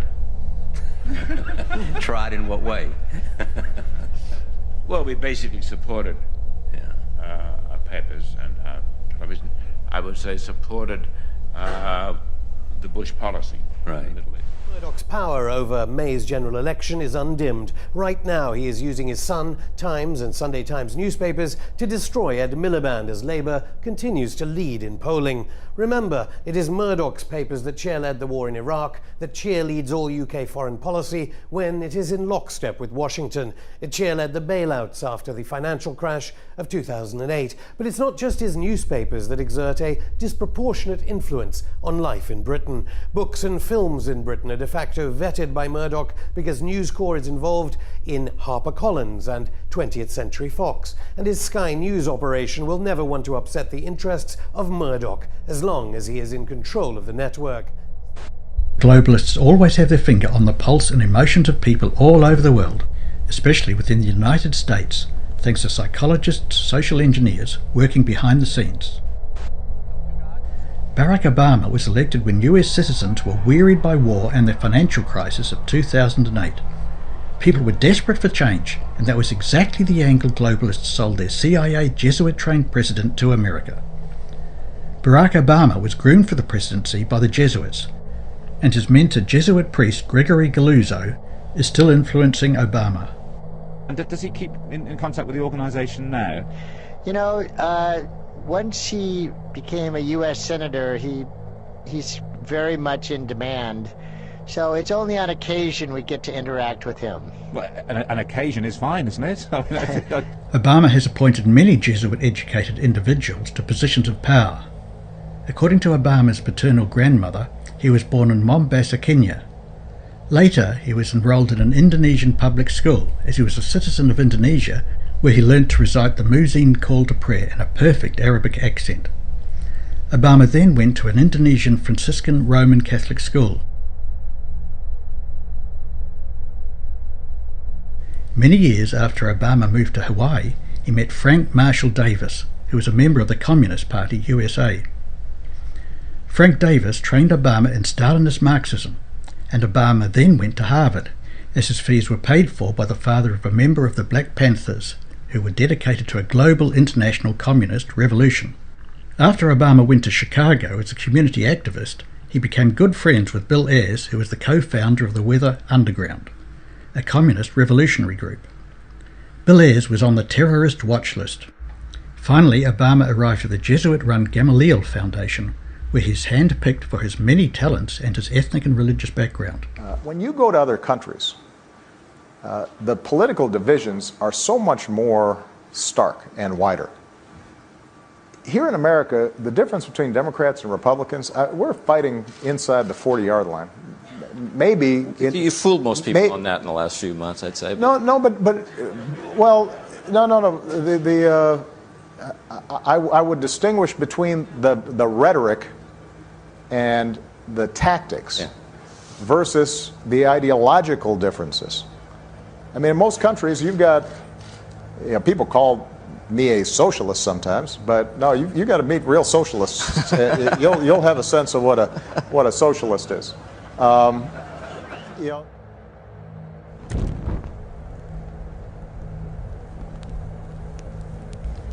Karl Marx, as discussed earlier, only refined socialism-communism, which the Jesuits had developed in Paraguay from 1600 to 1750. This required implementing the teachings of both Plato, who wrote Plato's Republic, and Thomas More, who wrote Utopia, and the Jesuits tested their communist ideology on the South American Indians. As we have said before, the Vatican is more aligned with fascism due to the structure of nationalist militarism and the proposed amalgamation of church and state. But a different style of communism could be sufficient for the papal agenda of world domination. Zbigniew Brzezinski, who had a Jesuit education, stated that he is not entirely against communism, but only the Soviet model, perhaps because this model leaves no room for religion. He discussed the circumstances in which it could be possible for the Soviet Union to rejoin the Western Marxist tradition. Note that he didn't say they would become constitutionalists and celebrate property rights and freedom. The point is they would join with the other types of Marxists in the West, who now have positions of power, but they don't tell anyone they're Marxists. So you may now understand that Obama had exactly the right credentials to be elected president for the era of change, in the meshing of a capitalist, Marxist, fascist New World Order. In other words, state capitalism, with an authoritarian, yet thuggish twist. Obama's use of cunning and indirect strategy uses a more modern form of Jesuitical tactics, by conducting many assassinations by drones instead of the direct confrontational military action like the Bush-Cheney administration. Obama uses the method of regime change by coup d'etat, destroying the state from within, often training and funding rebels. Obama has signed unconstitutional laws into effect, like the NDAA crafted by Jesuit-trained Professor Viet Din, that effectively makes it possible to detain someone without charge or trial. Your elected officials, both the Senate and the House of Representatives, have just overwhelmingly passed the National Defense Authorization Act. Squeezed into this military funding bill are two provisions that give the military not just lots and lots of money, but lots and lots of power as well, through two very controversial provisions.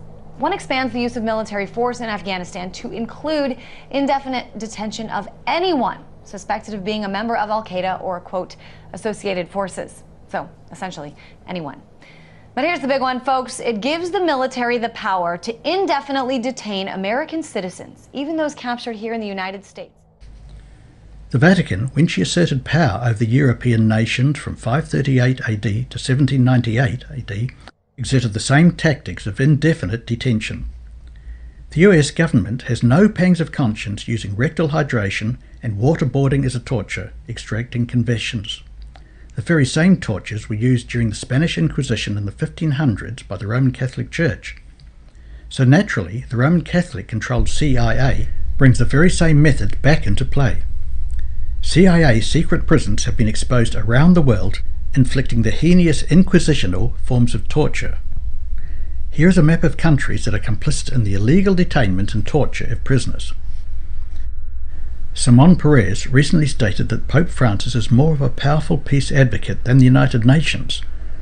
So the relationship exists between the Zionist Jews and the Roman Catholic Church on many levels, as the common thread of Islam makes the Vatican and Zionist Israel unlikely bed partners.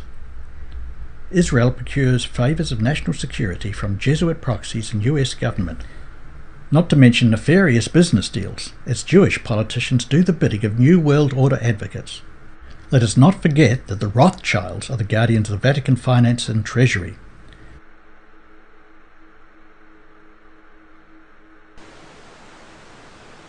Mr. Rothschild, how you doing, sir? Can you tell us what went on at the Bilderberg meeting this year? Sorry? Could you tell us what went on at the Bilderberg meeting this year? I didn't get that, actually, no. The Bilderberg? You weren't there? No. Not this year. What went on last year? No, I wasn't there last year. I think that was my cousin. The cousin was there? Yeah, I think so. Okay. Do you have a couple minutes for us, Mr. Rothschild? We have a few additional questions.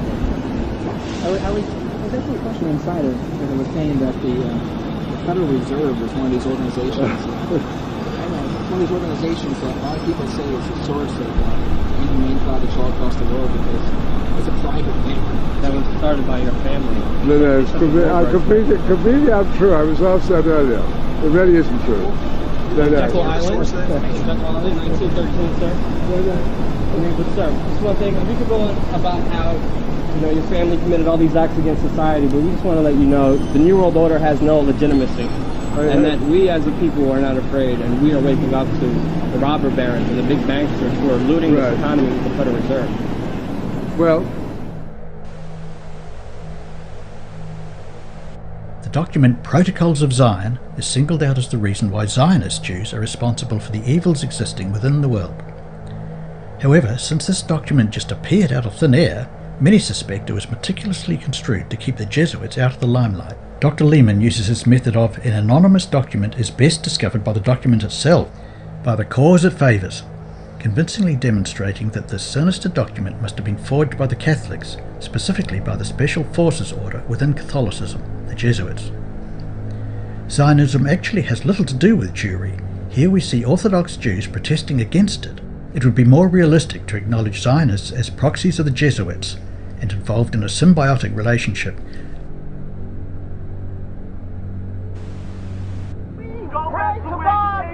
Every single day for the speedy and peaceful dismantlement of the state of Israel. Then we can once again coexist as we have for hundreds of years. We have older rabbis who will testify lived in the old state of Jerusalem, in the old city of Jerusalem, in the old city. They lived door by door. This rabbi lived in the old city of Jerusalem before 1948. He'll tell you how he lived, coexisted with all the Arab neighbors, how they babysat each other's children when they went to Yom Kippur, when the women went to Yom Kippur on the fast day. The Muslim babies babysat the children, the most precious objects they gave to them to protect. How could that be if they're our enemies, mortal enemies? Because they're not. It's not a religious conflict. That's a Zionist ploy of accusing everybody of being anti-Semitic. You want peace? You want to have a conference here of peace? Step back and look and read the facts. Not the facts that's been misconstrued by the Zionist propaganda. The facts that are reality. The facts on the ground. How we've been living for hundreds of years in Yemen, in Morocco, in Tunisia, in Palestine, in Egypt. What Arab land have not Jewish people been living together with Muslims without any human rights groups?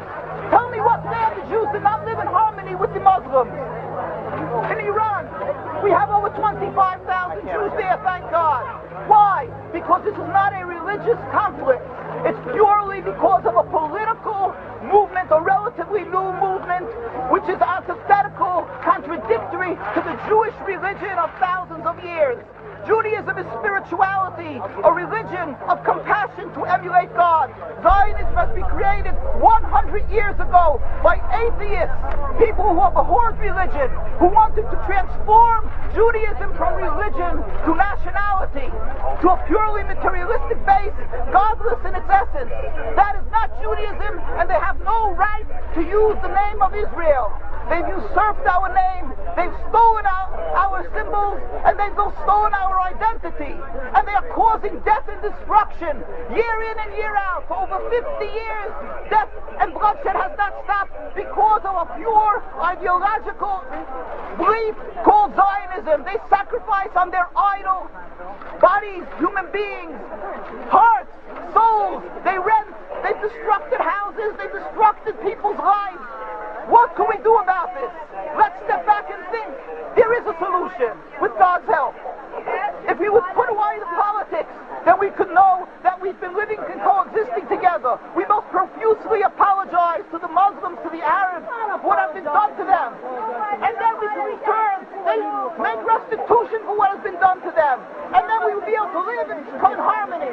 Not an Israeli state, but one Palestinian state. One state that we have been living for hundreds of years. There will be peace. And you will see that this 50 years has been a nightmare, a mirage, and nothing to do. Pure fear-mongering. That's what Zionism does. It's panic, going into a theater and yelling, fire, fire. That's what Zionists do. We've been living with the Muslims. We've been living, yes, Ahmadinejad keeps on stating that he does not want to harm the Jews, but the Zionists keep on attacking us. Of course you don't, because you have an agenda. You want to further Zionism. You want enemies. You want enemies in order to be able to say you're protecting the Jews. We don't want enemies. We want to live in peace. We have been always living in peace with the Muslims, and we will, with God's help, continue to live with them in peace. We implore the participants in this conference, read, step back, study the history. While Jews do hold many positions in the finance sectors like the Federal Reserve and banking, the majority of positions in media, government, military and business are held by Roman Catholics, or those who have connections with the Vatican. Here we see DHS executive Chair Johnson at a Jesuit university. Janet Napolitano was also educated at a Jesuit university, and Michael Chertoff, the US Secretary of Homeland Security, is a Jew who, like most Zionist Jews, is subservient to the original Men in Black, the Jesuits. Michael Chertoff was the co-author of the Patriot Act. Michael Chertoff's wife, Meryl, is a professor of law at Georgetown Jesuit University.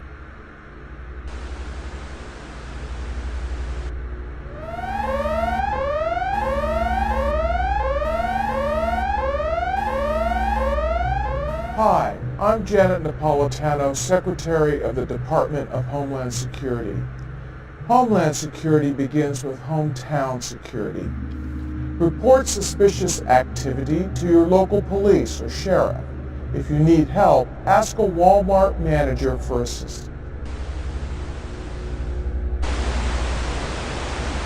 Congress shall now vote for approval of H.R. 8791, the Homeland Terrorism Preparedness Bill. Said bill requests emergency response funding up to and including, this section is classified, dollars to prepare for a national level terrorist attack and or attack from classified. Funding for first responder personnel and vehicles would be doubled if said attack leads to more than 80% of national population being affected by classified. This funding shall commence in conjunction with the first attack on classified, or the first large-scale outbreak of classified, dependent upon which comes first. Civilian and military units shall be trained in containment and combat of classified, including irradiated classified, with possibility of classified airborne, classified flesh-eating, classified, and or all of the above in such event as classified spewing, classified escape, are released or otherwise become uncontrollable.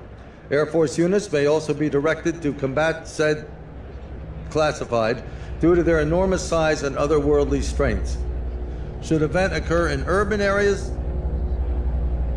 Jesus, that's classified, far surpassing our darkest nightmares. Should casualties exceed classified body disposal actions, shall be halted and associated resources shall be reallocated to classified underground, classified protected birthing centers. A new Bill of Rights shall be drafted and approved by classified. Having now reviewed the bill, I ask you to please cast your votes. The DHS, like most powerful US agencies, operates as a government within a government, bypassing unconstitutional laws when circumstances permit, such as in a state of emergency, that may have been induced by a false flag operation. Here we see some of the hardware of Homeland Security who obviously see American citizens as a threat. Whistleblower Edward Snowden, an employee of the National Security Agency, released sensitive information unveiling total state and international surveillance of ordinary citizens throughout the world by US intelligence agencies such as the CIA, NSA and their allies such as the United Kingdom's MI6, Canada's CSIS, Australian ASIO and New Zealand NZSIS. These Western intelligence agencies are more or less extensions of the Roman Catholic secret society run CIA, who all work together on a very intimate level. Activists in Canada are ringing a democracy alarm. The government there has passed an anti-terror bill into law. The law is called C-51, but I'd call it C-1984, and here's why. The law is extremely vague. For instance, advocating terrorism, even when there's no intent to commit a crime or violent act, is an offense. But what exactly does that mean? No idea. Plus, it potentially bans all activism. You're not allowed to question or interfere in the government's affairs at all.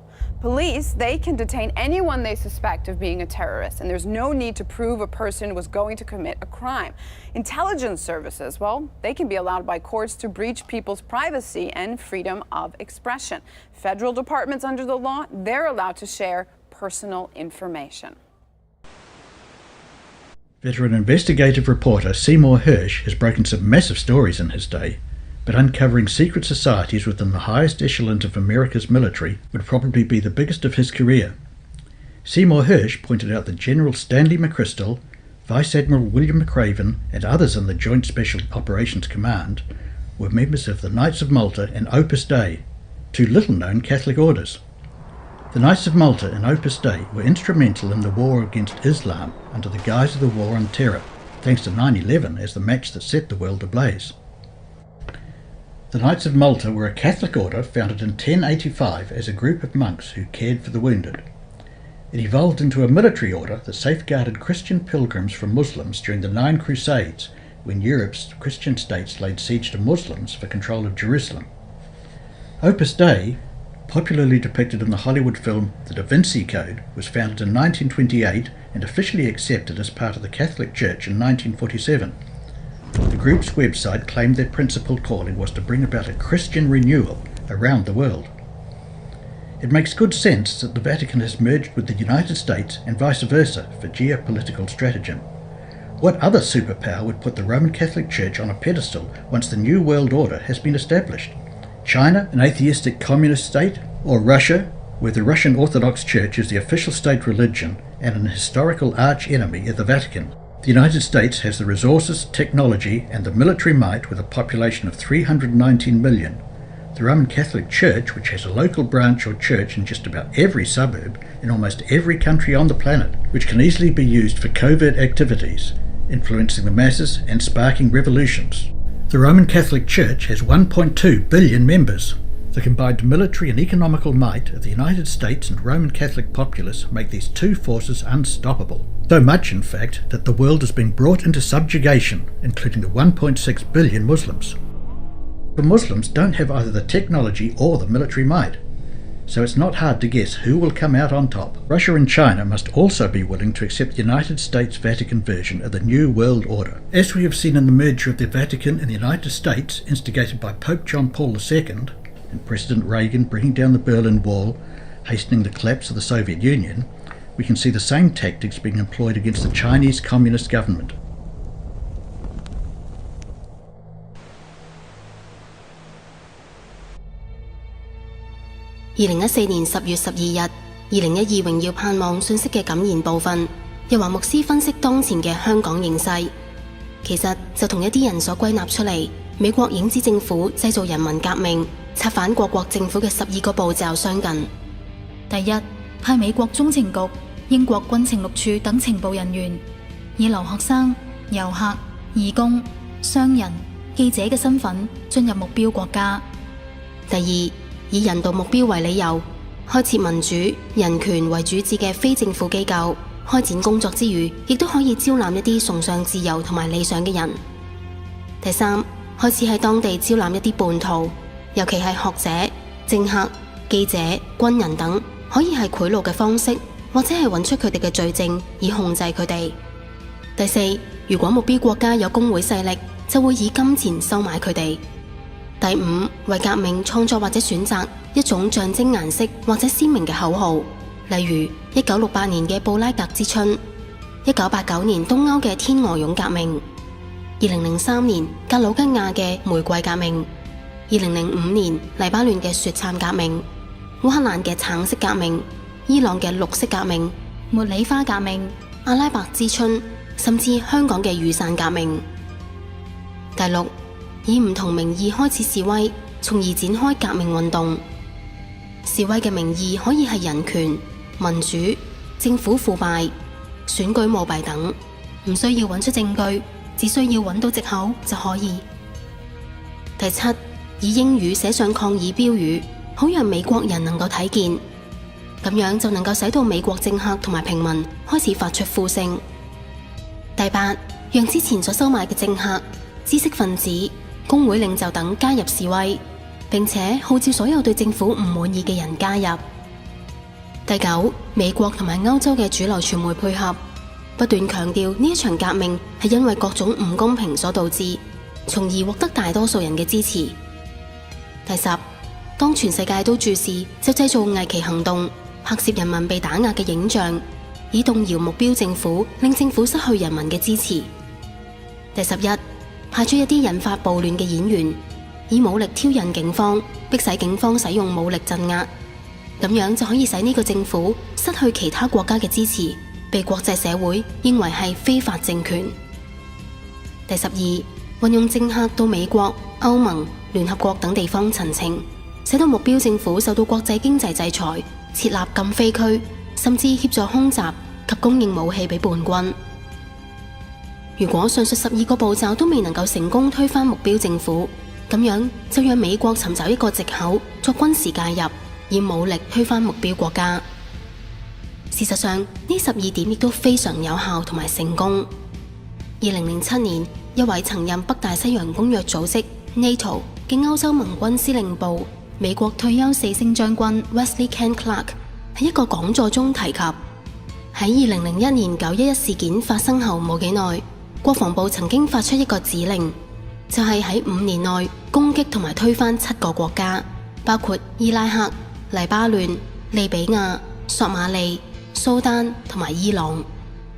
雖然呢個國防計劃並未有喺5年內完成，但係10多年之後，根據呢12個步驟，美國藉住阿拉伯之春同埋反恐戰爭，呢7個國家有啲已經被推翻，有啲陷入內戰，有啲亦都已經係崩潰嘅邊緣。因此，世界局勢、國家嘅被推翻，並唔係人民作出偶然或者自發嘅行動而造成，相反係經過精心策劃同埋計算。事實上，如果要推翻一個國家，以內部革命導致崩潰嘅方式，遠比出兵攻打便宜得多。亦都因此，美國不斷運用呢12個步驟去策反唔同嘅敵對國家。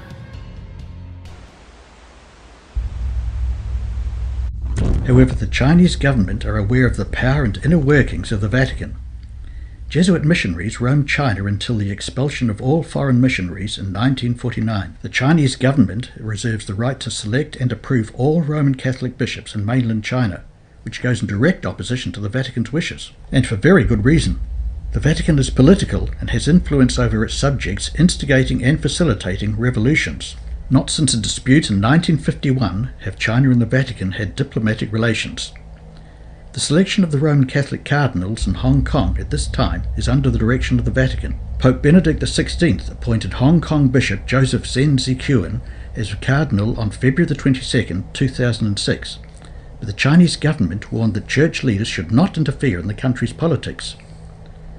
Anthony Liu, or Liu Bainan, is the honorary chairman of the state-run Chinese Catholic Patriotic Association, and stated that he hoped the appointment would not disrupt social stability in Hong Kong, and that Beijing's position on refraining from establishing diplomatic ties with the Vatican had not changed because of the appointment of Cardinal Zen, who is known for his outspoken appeals for maintaining diplomatic freedoms in Hong Kong and human rights on the mainland. However, lately, human rights violations perpetrated by the United States government exceed those of China. The communist government in China is well aware that the Roman Catholic Church and the United States government work together on many levels, as the CIA uses humanitarian organizations and democracy as weapons to fuel revolution. Russia has its own problems with the United States-Vatican merger, as world leaders distance themselves from Putin and slap sanctions against Russia for reasons that we'll recover later. Jesuit Pope Francis bowed down to dictator Mugabe, but on the 10th of June 2015 sent a very strong psychological message to Putin, further alienating the Russian leader. Here we see Pope Francis pathetically tapping his fingers on the desk across from Putin, psychologically coercing him to toe the line in the New World Order. Jesus had stated, "My kingdom is not of this world," John 18:36. So Christians should not have political ambitions. Yet the Vatican is a religio-political state trying to set up a temporal kingdom here on earth, opposed to the true Church of Christ.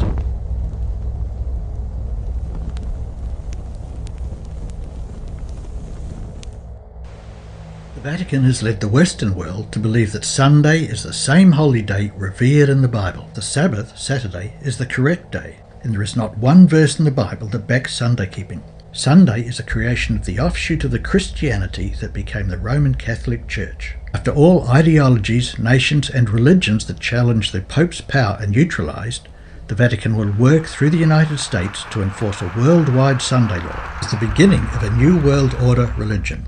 Hindus, Muslims, Buddhists, Jews, New Age, Baha'is, atheists, and Sunday-keeping Protestants will all keep Sunday, which will be enforced by the state by fine, imprisonment, and even death. This act acknowledges the Pope to be the supreme ruler of earth. Before this happens, the world will be warned with the three angels' message. And I saw another angel fly in the midst of heaven, having the everlasting gospel to preach unto them that dwell on the earth, and to every nation and kindred and tongue and people, saying with a loud voice, Fear God and give glory to him, for the hour of his judgment is come, and worship him that made heaven and earth and the sea and the fountains of waters. And there followed another angel, saying, Babylon is fallen, that great city, because she made all nations drink of the wine of the wrath of her fornication. And the third angel followed them, saying with a loud voice, If any man worship the beast in his image, and receive his mark in his forehead or in his hand, the same shall drink of the wine of the wrath of God, which is poured out without mixture into the cup of his indignation, and he shall be tormented with fire and brimstone in the presence of the holy angels, and in the presence of the Lamb. And the smoke of their torment ascendeth up for ever and ever, and they have no rest day or night who worship the beast in his image, and whosoever receiveth the mark of his name.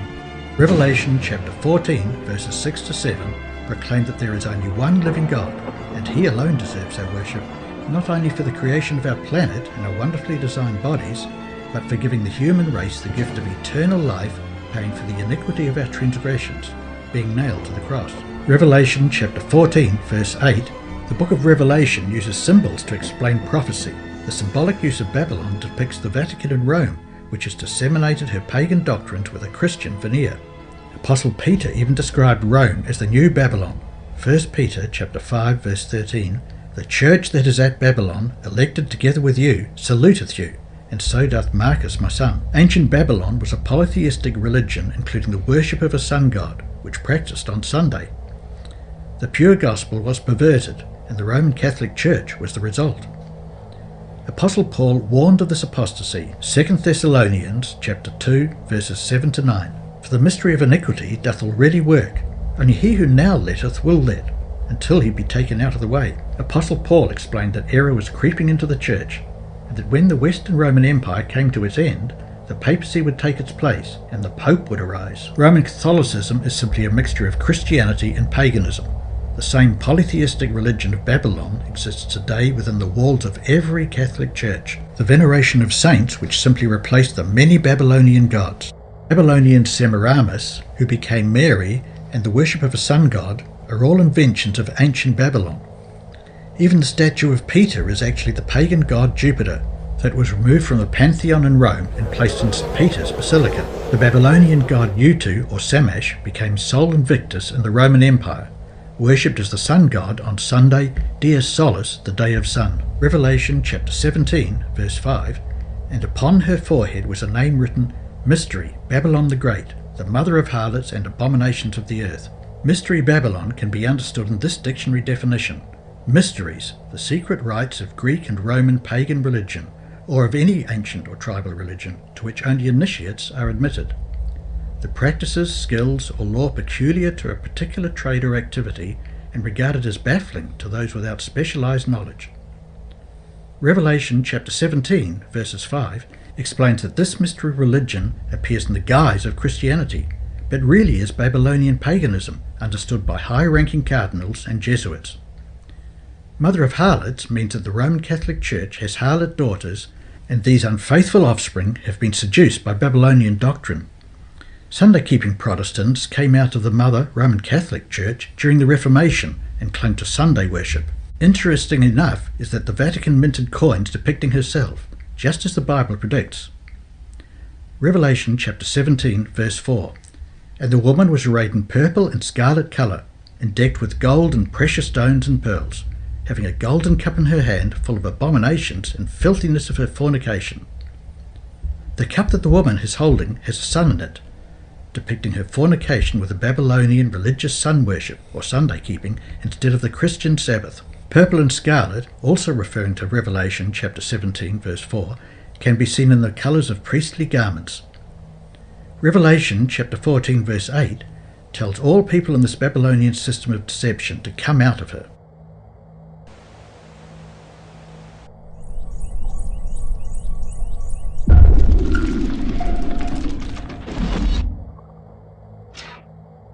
Revelation chapter 14, verse 9. And the third angel followed them, saying with a loud voice, If any man worship the beast in his image, and receive his mark in his forehead or in his hand. Firstly, a beast in prophetic language is a kingdom explained in Daniel chapter 7, verse 23. Since we have established the papacy as this beast, what is her mark? Sunday is our mark or authority. The church is above the Bible, and this transference of Sabbath observance is proof of that fact. The Catholic Record of London, Ontario, September the 1st, 1923. The Sunday is purely a creation of the Catholic Church. American Catholic Quarterly Review, January 1883. Sunday is the law of the Catholic Church alone. American Sentinel, Catholic, June 1893. The Fourth Commandment, Exodus chapter 20, verse 8. Remember the Sabbath day, to keep it holy. Even after the death and resurrection of Christ, the apostles kept the Sabbath, Saturday, and taught and founded all churches with the inclusion of the Fourth Commandment. The early churches, which included Gentiles in the region of Galatia, Corinth, Thessalonica and Rome, all kept Saturday as the Sabbath. Roman Emperor Constantine claimed that he had seen a vision with a cross in the sky with the writing "In hoc signo vinces," translating to "In this sign you will conquer." Constantine made a nominal conversion to Christianity, and under the influence of his apostate flatterer, the Bishop of Caesarea, named Eusebius, Constantine made a stately decree enforcing the change of the Sabbath day from Saturday to Sunday, amalgamating paganism and Christianity. Both pagans and Christians seem to be united in a shrewd political move, but at the cost of the fourth commandment: remember to keep the Sabbath day holy. Under the enforcement of the state, many Christians compromised. This act was the beginning of mainstream Christianity keeping Sunday that has passed on through many generations. The Jesuit insignia IHS is said to be the Latinized version of Jesus in Greek. But Catholicism as a mystery religion has exoteric and esoteric meanings, like the inverted cross, Jupiter as Peter, and IHS as a Jesuit insignia, which are all well known by the inner circle of initiates. The IHS insignia includes a cross and 3 nails representing a V, which translates to "In hoc signo vinces," "In this sign you will conquer," with a sunburst. Ignatius Loyola, the founder of the Jesuits, had ambitious plans of conquering the world, using his illustrious order to bring absolute power back to Rome. The coat of arms for Jesuit Pope Francis has the Jesuit insignia on it as well, and is prophesied that the Vatican will conquer in this sign of the cross and the sun, but only for a very short space of time until God's wrath comes upon them. The blazing sun in the IHS represents pagan Sunday worship, which is demonstrated in the monstrance. Revelation chapter 14 verse 9 tells us of a beast which is the Vatican and image, simply meaning a copy or replica. If any man worship the beast in his image and receive his mark in his forehead or in his hand, the image of the beast simply means a replica of Rome. The United States, with all its Roman architecture, will enforce Rome's spurious Sabbath of Sunday. Apostate American Protestantism will be foremost in leading the charge of this breach of the US Constitution. The First Amendment guarantees freedoms concerning religion, expression, assembly, and the right to petition. It forbids Congress from both promoting one religion over others and also restricting an individual's religious practices. Revelation chapter 14 verse 9. If any man worship the beast in his image and receive his mark in his forehead or in his hand. Here the forehead symbolizes the seat of morals and choice by honoring Sunday as the Sabbath, and the hand signifies that by actions they will observe Sunday, not engaging in any work keeping the day holy. In Europe, Sunday is being marketed by the Jesuits using the European Sunday Alliance as a front, being a family day of rest. So individuals who receive the mark in the hand may be motivated by penalties that the state enforces or on the premise that Sunday be a family day of rest. Revelation chapter 13 verse 16. And he causeth all, both small and great, rich and poor, free and bond, to receive a mark in their right hand or in their foreheads. Revelation chapter 13 verse 17. And that no man might buy or sell, save he that had the mark, or the name of the beast, or the number of his name. With the rapid development of technology, the implementation of the mark of the beast will be effortless, thwarting any buying or selling by those who resist the mark. Many think the RFID chip is the mark of the beast, but that does not fit the mark of the beast prophecy, though it is possible that it could be used to restrict the buy or sell. But there are other technologies that are more practical than the RFID chip. Karin Linder stocks up on supplies at the supermarket, but Karin, like most people here in Sweden, won't be paying with cash when she gets to the checkout. I personally never use cash. As you see here, I'm shopping. I use my scanner. When I check out, I'll use my credit card, and my banking I do on my iPhone. So that's it. I don't need any cash.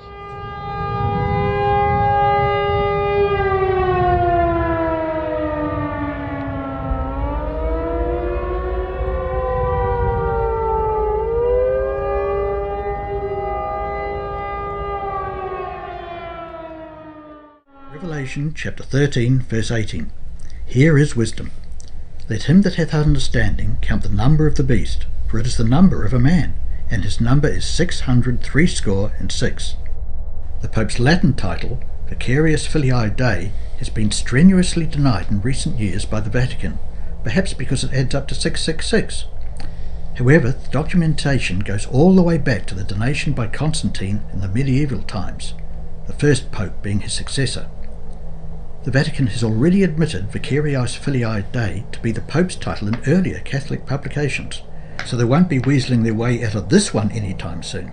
The letters inscribed in the Pope's mitre are these: Vicarious Filii Dei, which is the Latin for Vicar of the Son of God, our Sunday visitor, April the 18th, 1915. Amazingly enough is that Vicarious Filii Dei adds up to 666 in Latin, Greek and Hebrew.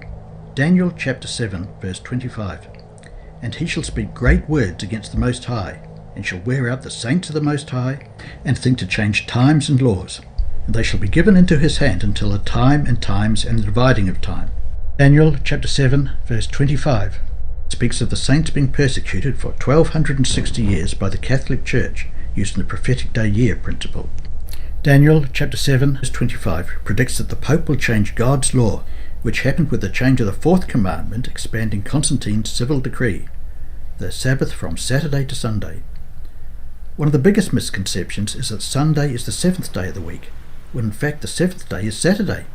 One only needs to look on your mobile phone or calendar to see which comes first, or just look it up on the internet. Sunday is in fact the first day of the week. Revelation chapter 7:25 also predicts that the Pope will change times. That happened as well. The Gregorian calendar, also called the Western calendar in the Christian calendar, is internationally the most widely used civil calendar. It is named for Pope Gregory XIII, who introduced it in 1582. Revelation chapter 13 verse 15. And he had power to give life unto the image of the beast, that the image of the beast should both speak, and cause that as many as would not worship the image of the beast should be killed. This simply states that the Vatican gives power unto the image of the beast, which is the United States of America in the form of apostate Sunday-keeping Protestantism, to persecute anyone opposed to the New World Order. Venerable Day of the Sun. Revelation chapter 14 verse 10. The same shall drink of the wine of the wrath of God, which is poured out without mixture into the cup of his indignation, and he shall be tormented with fire and brimstone in the presence of the holy angels, and in the presence of the Lamb. Revelation chapter 14 verse 11. And the smoke of their torment ascendeth up for ever and ever, and they have no rest day or night, who worship the beast in his image, and whosoever receiveth the mark of his name. Revelation chapter 20 verse 4.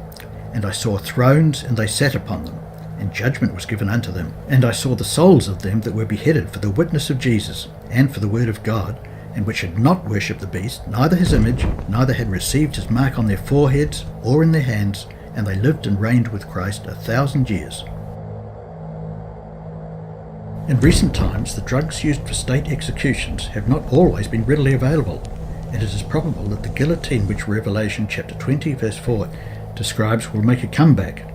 Roman Catholic Clarence Thomas I believes that the Constitution left religion to the states, that the First Amendment's prohibition against Congress's enacting laws on the establishment of religion was intended to protect the right of states to do as they please. It is evident Clarence Thomas is Vatican coadjutor.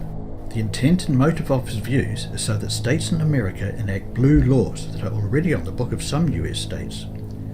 Blue laws are laws designed to enforce religious standards, such as the institution of Sunday keeping. The book of Daniel, chapter 2, gives a prophetic outline of kingdoms that will reign on earth. Daniel 2:31-35. Thou, O king, sawest, and behold, a great image.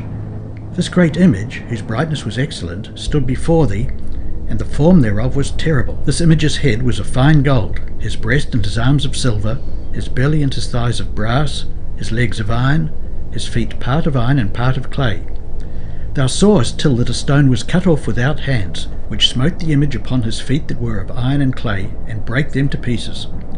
Then was the iron, the clay, the brass, the silver, and the gold broken to pieces together, and became like the chaff of the summer threshing floors. And the wind carried them away, so that no place was found for them, and the stone that smote the image became a great mountain, and filled the whole earth. The head of gold represents the kingdom of Babylon. The chest and arms of silver represent the kingdom of the Medes and Persians. His belly and thighs of brass represent the kingdom of ancient Greece. The legs of iron represent the Roman Empire, and the feet of iron and clay represent the mingling of churchcraft and statecraft, legislating the spurious Sunday as the Sabbath influenced by the papacy, which is simply a continuation of the Roman Empire represented by the iron, The stone that smote the feet of the image is the second coming of Jesus Christ, and the mountain is the kingdom which God will set up that lasts forever. A mountain represents a kingdom, authority, or rule. Psalm 30 verse 7, Isaiah 2 verse 2, Daniel 44 and 45, Revelation 17 verses 9 to 11. The metals on the statue of Nebuchadnezzar could also be said to represent facets of the last empire, the New World Order, the amalgamation of philosophies and ideologies of each kingdom. Babylonian sun worship, the Medes and Persians represent irreversible decrees as well as worship of a sun god. Greece represents democracy, human reasoning through philosophy, including evolution through Aristotle, as well as communism via Plato. Rome represents persecution, sun worship, and structure of the Roman Empire as a model of the New World Order. All these characteristics will be interwoven in the last empire. Revelation chapter 17 verses 12 to 13. And the 10 horns which thou sawest are 10 kings, which have received no kingdom as yet, but receive power as kings 1 hour with the beast. These have one mind, and shall give their power and strength unto the beast. Revelation chapter 17 verse 12 states that 10 kings will arise that will give power to the Vatican for a short space of time before the coming of Jesus Christ. We can see that trading blocs like GAFTA, NAFTA and the European Union are rising throughout the world, and it is possible that these 10 kings represent the leaders of those unions that will give power to the Pope. On the 17th of September 1973, the Club of Rome published a report entitled The Regionalised and Adaptive Model of the Global World System, which was authored by Eduard Pestel and Mihajlo Mesarovic. The report revealed the club's intention to divide the world into 10 economic political regions called kingdoms, which would unite the entire world under a common leadership. These regions are North America, Western Europe, Japan, Australia and South Africa, Eastern Europe, Latin America, North Africa and the Middle East, Main Africa, South and Southeast Asia, South and Southeast Asia, Centrally Planned Asia. As we speak, there are 10 economical world regions. NAFTA, the North American Free Trade Association, SAFTA, South Asian Free Trade Area, AFTA, ASEAN Free Trade Area, CEFTA, Central European Free Trade Agreement, KISFTA, 8 CIS member states, CAMISA, Common Market for Eastern and Southern Africa, GAFTA, Greater Arab Free Trade Area, GCC, Cooperation Council for the Arab States of the Gulf, CICA, Central American Integration System, TPP, Trans-Pacific Partnership. These blocks might be adjusted and fine-tuned somewhat, but the Bible states that 10 kings will arise and give power unto the beast. These trading blocks give a basic outline, but by no means the final representation of the 10 kings.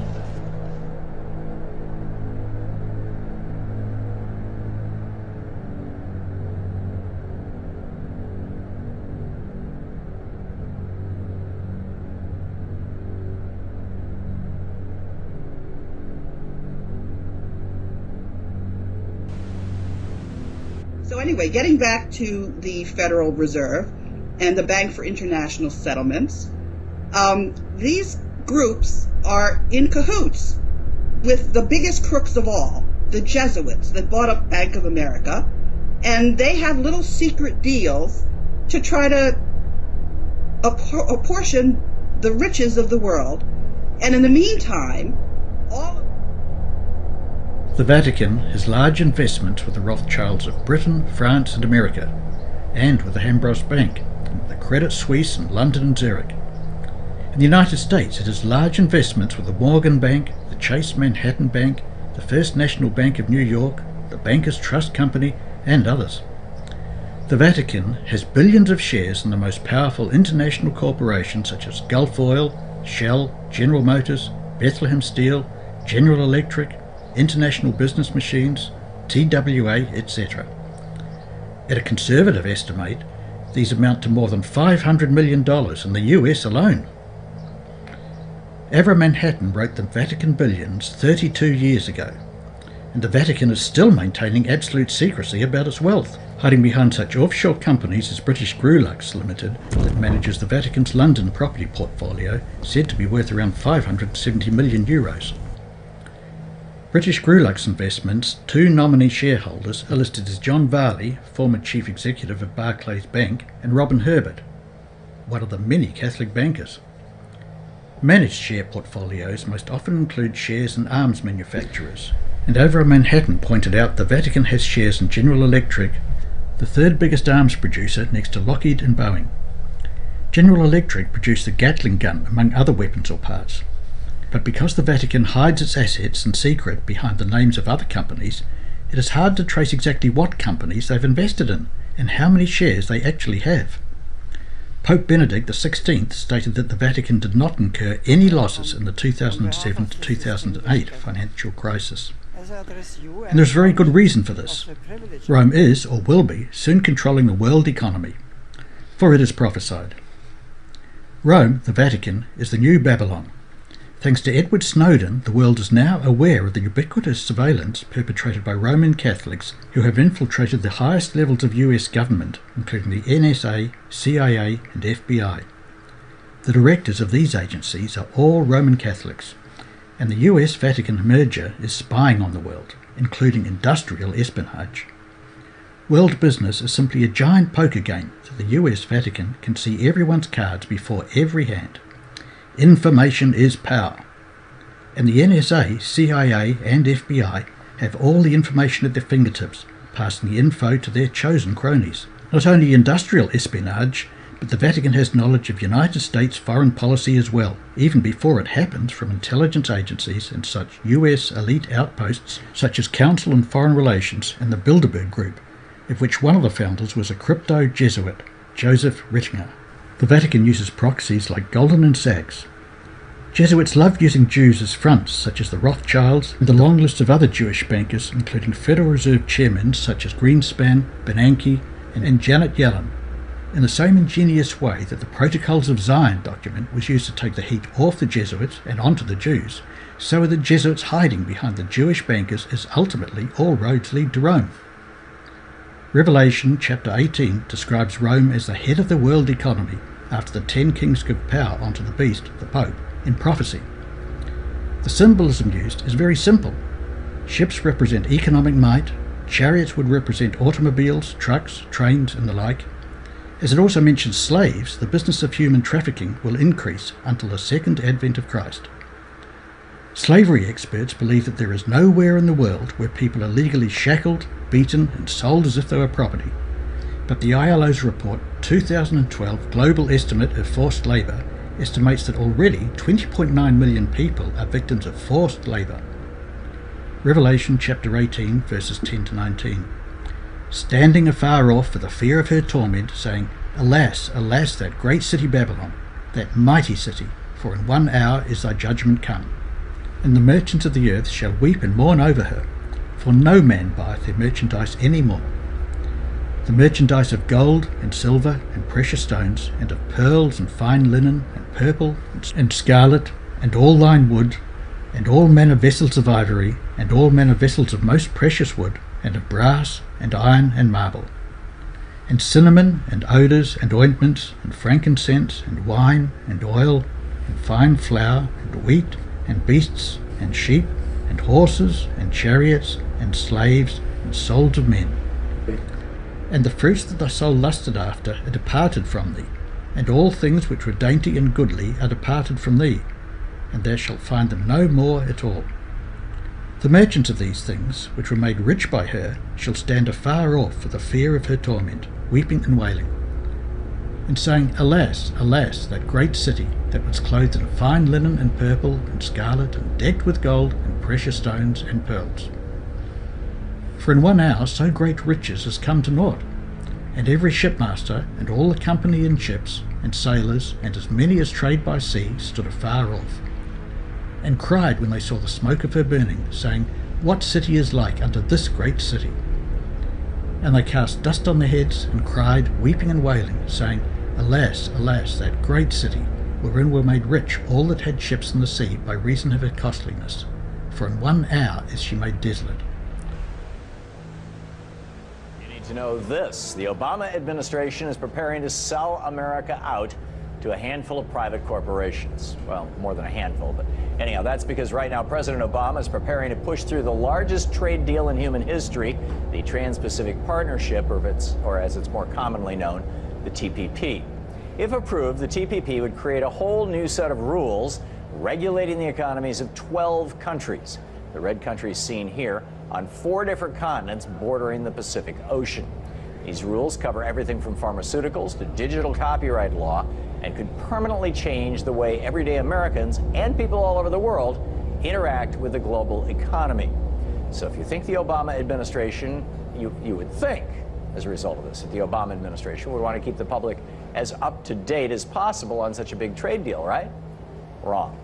The United States has negotiated the TPP almost entirely in secret with the help of about 600 private corporations.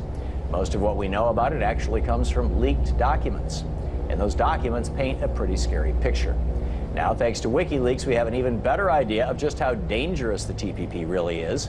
Earlier today, WikiLeaks released a full draft of the treaty's intellectual property rights chapter.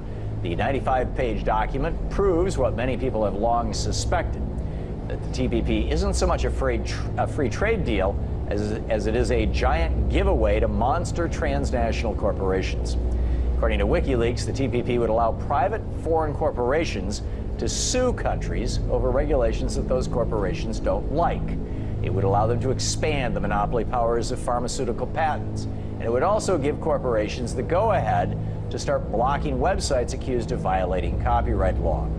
The documents also show that the Obama administration, on behalf of the United States, has been pushing for some of the TPP's harshest intellectual property laws. To put it bluntly, the TPP would sacrifice national sovereignty, public health, and internet freedom, all in the name of helping private corporations keep their CEOs' wallets fat and their shareholders happy. That's why the TPP is so much more dangerous than normal trade deals like NAFTA or CAFTA. Not only does it reward companies that send jobs overseas and gut regulations that keep big businesses in check, it also increases corporate control over pretty much every part of how you and I interact with the world and makes it near impossible for countries to fight back against giant corporations.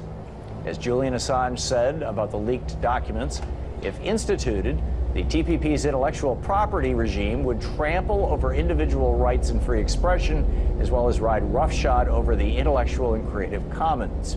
If you read, write, publish, think, listen, dance, sing, or invent, if you farm or consume food, if you're ill now or one day might be ill, the TPP has you in its crosshairs. In other words, it puts the rights of profit-driven businesses over the rights of human beings and the governments that we form to protect ourselves. No wonder, then, that the Obama administration doesn't even want Congress to take a closer look at the TPP. To push the U.S. into the proposed treaty as soon as possible, the president is trying to use a special legislative trick called fast-tracking that would prevent lawmakers from making any amendments to the TPP. Instead, the treaty would be sent right to the floor, where it would only have to pass a simple majority vote. Sounds like a done deal, right? Well, not so fast.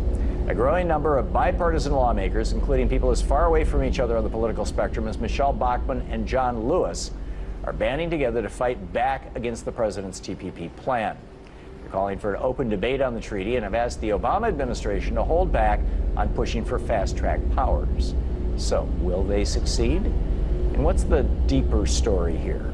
For more on this, I'm joined now by Mike Papantonio, attorney and host of Ring of Fire Radio, Ring of Fire Television. Pap, welcome back. Tom, how are you? Just great. Hey, as I just mentioned, there's growing congressional opposition to both the TPP and President Obama's decision to try to reauthorize fast track to pass this thing, which a power that he doesn't have right now. It expired in 2008, as I recall. Do you think today's WikiLeaks revelations are going to help, hurt? What effect are they going to have on all this? They are extremely important because what the American public sees now, and this is going to take the same shape that we saw with Syria with Larry Summers, with the pipeline, XL pipeline. You're going to see so much anger about this once people understand what has been happening to them behind closed doors. It's so secretive, as a matter of fact, that even the people working on it had to sign a classified information non-disclosure agreement, and that's how he's kept it secret. But real problematic is, why would a president that runs on the idea of being the people's candidate want to keep this so quiet when it puts so many people out of jobs and is such a huge threat to every facet of the American public? Why would he want to keep that secret? That's the big question. I think I know the answer. Yeah, I was going to say, I'm guessing for you that's not a rhetorical question. What do you think the answer is? Well, I think it all comes down to the fact that we saw the same thing happen with Bill Clinton. Bill Clinton was surrounded by the Robert Rubin types, by the Penny Pritzker types, by the Wall Street types. That's where Bill Clinton's money came from. We have ignored the fact that Obama came up the same way. It's simply a continuation of what we saw with the Bill Clinton administration, with NAFTA and CAFTA. Now he has made promises. There's nothing else you can read into this. He's made promises. He had to make promises in order to get elected, to get all that money from Wall Street, and now it's payback time. Wall Street had the good sense to understand there's no way that anybody with a brain and a gag reflex could ever put up with this type of legislation or this type of treaty, so he kept it quiet, intentionally tried to hide it from the American public and the press. I think one of the most interesting parts of this is, well, actually, the only part that we really know right now is this intellectual property part. But that's, you know, both damning and fascinating. I'm curious your thoughts about the revelation, probably the biggest revelation in this, was that it's the United States who's pushing hardest for this. It seems to me like I'm seeing the hand of Microsoft and Disney and Sony and whatnot behind this, but maybe the pharmaceutical companies. I mean, that's an area that you big time. Super specialize in. Your thoughts? Big time. Well, what has happened is Exxon, DuPont, Dow Chemical, Eli Lilly, Merck, all the big companies have already had great success just gaming the system and taking away sovereignty by way of NAFTA. NAFTA is very weak where it comes for a foreign entity's right to come in and change the sovereign law. TPP puts NAFTA on steroids. But already we've seen the oil companies force people in Canada that said, you know, we don't want you drilling in our backyard. They've been forced, they've been sued, and the legislation that prevents that drilling has been thrown to the side. Same way with fracking, same way with pricing of pharmaceuticals. This is a complete takeover of what we hold so dearly, and that's the right for us to be able to govern ourselves, Tom. And really, this is the last stage, if this were to succeed, this is the last stage of making the United States into something akin to Saipan in this sense. It creates what we call job scarcity. If you have 20 people that are applying for the same job, the employer is able to say, no, we're not going to honor OSHA. We're not going to honor regulations. We're not going to pay a minimum wage. We're not going to allow for unionization. And all of a sudden, the person right behind that guy applying for the job says, well, I'll take the job. Look, when you take regulations away, when you let corporations get involved in interfering with sovereign regulations and sovereign laws, it always works to the benefit of the corporation. That's the gotcha. That's the gotcha part of this whole thing. That's where it's headed. Obama knows it. He's not an idiot. He simply is owned and operated by Wall Street. And it's hard to admit it, but that's the guy we elected, and now we're seeing it. This is a telltale of what this man really is all about. Why else would he keep it a secret? What's the word on when this thing is going to drop? Well, I think at this point it's going to be slowed down dramatically. That what's going to happen is they have to get this through with Obama. He has to be the guy, because there's a good possibility that Hillary won't be able to do it. Hillary's going to be running for cover as she sees this pendulum swing and progressives get more and more involved with saying, you know, damn it, we're tired of centrist politics. We're tired of Democrats acting like damn Republicans. And Hillary, you better not stand behind this. So Obama Obama is the last chance they have. They're going to put full tilt, full speed behind this thing every way they can. And the only thing that's going to stop it, Sam, the only thing that's going to stop Tom, is people like you and me and Sam, who I was talking about this radio show with me, and Bobby Kennedy, and the people that are out in the media.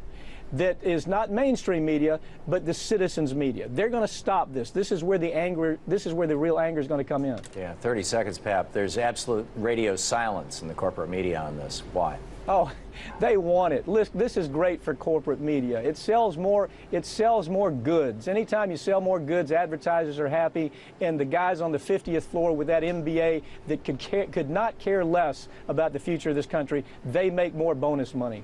Yeah, incredible. Mike Papantonio, thanks so much for being with us. Thank you, Tom. And I think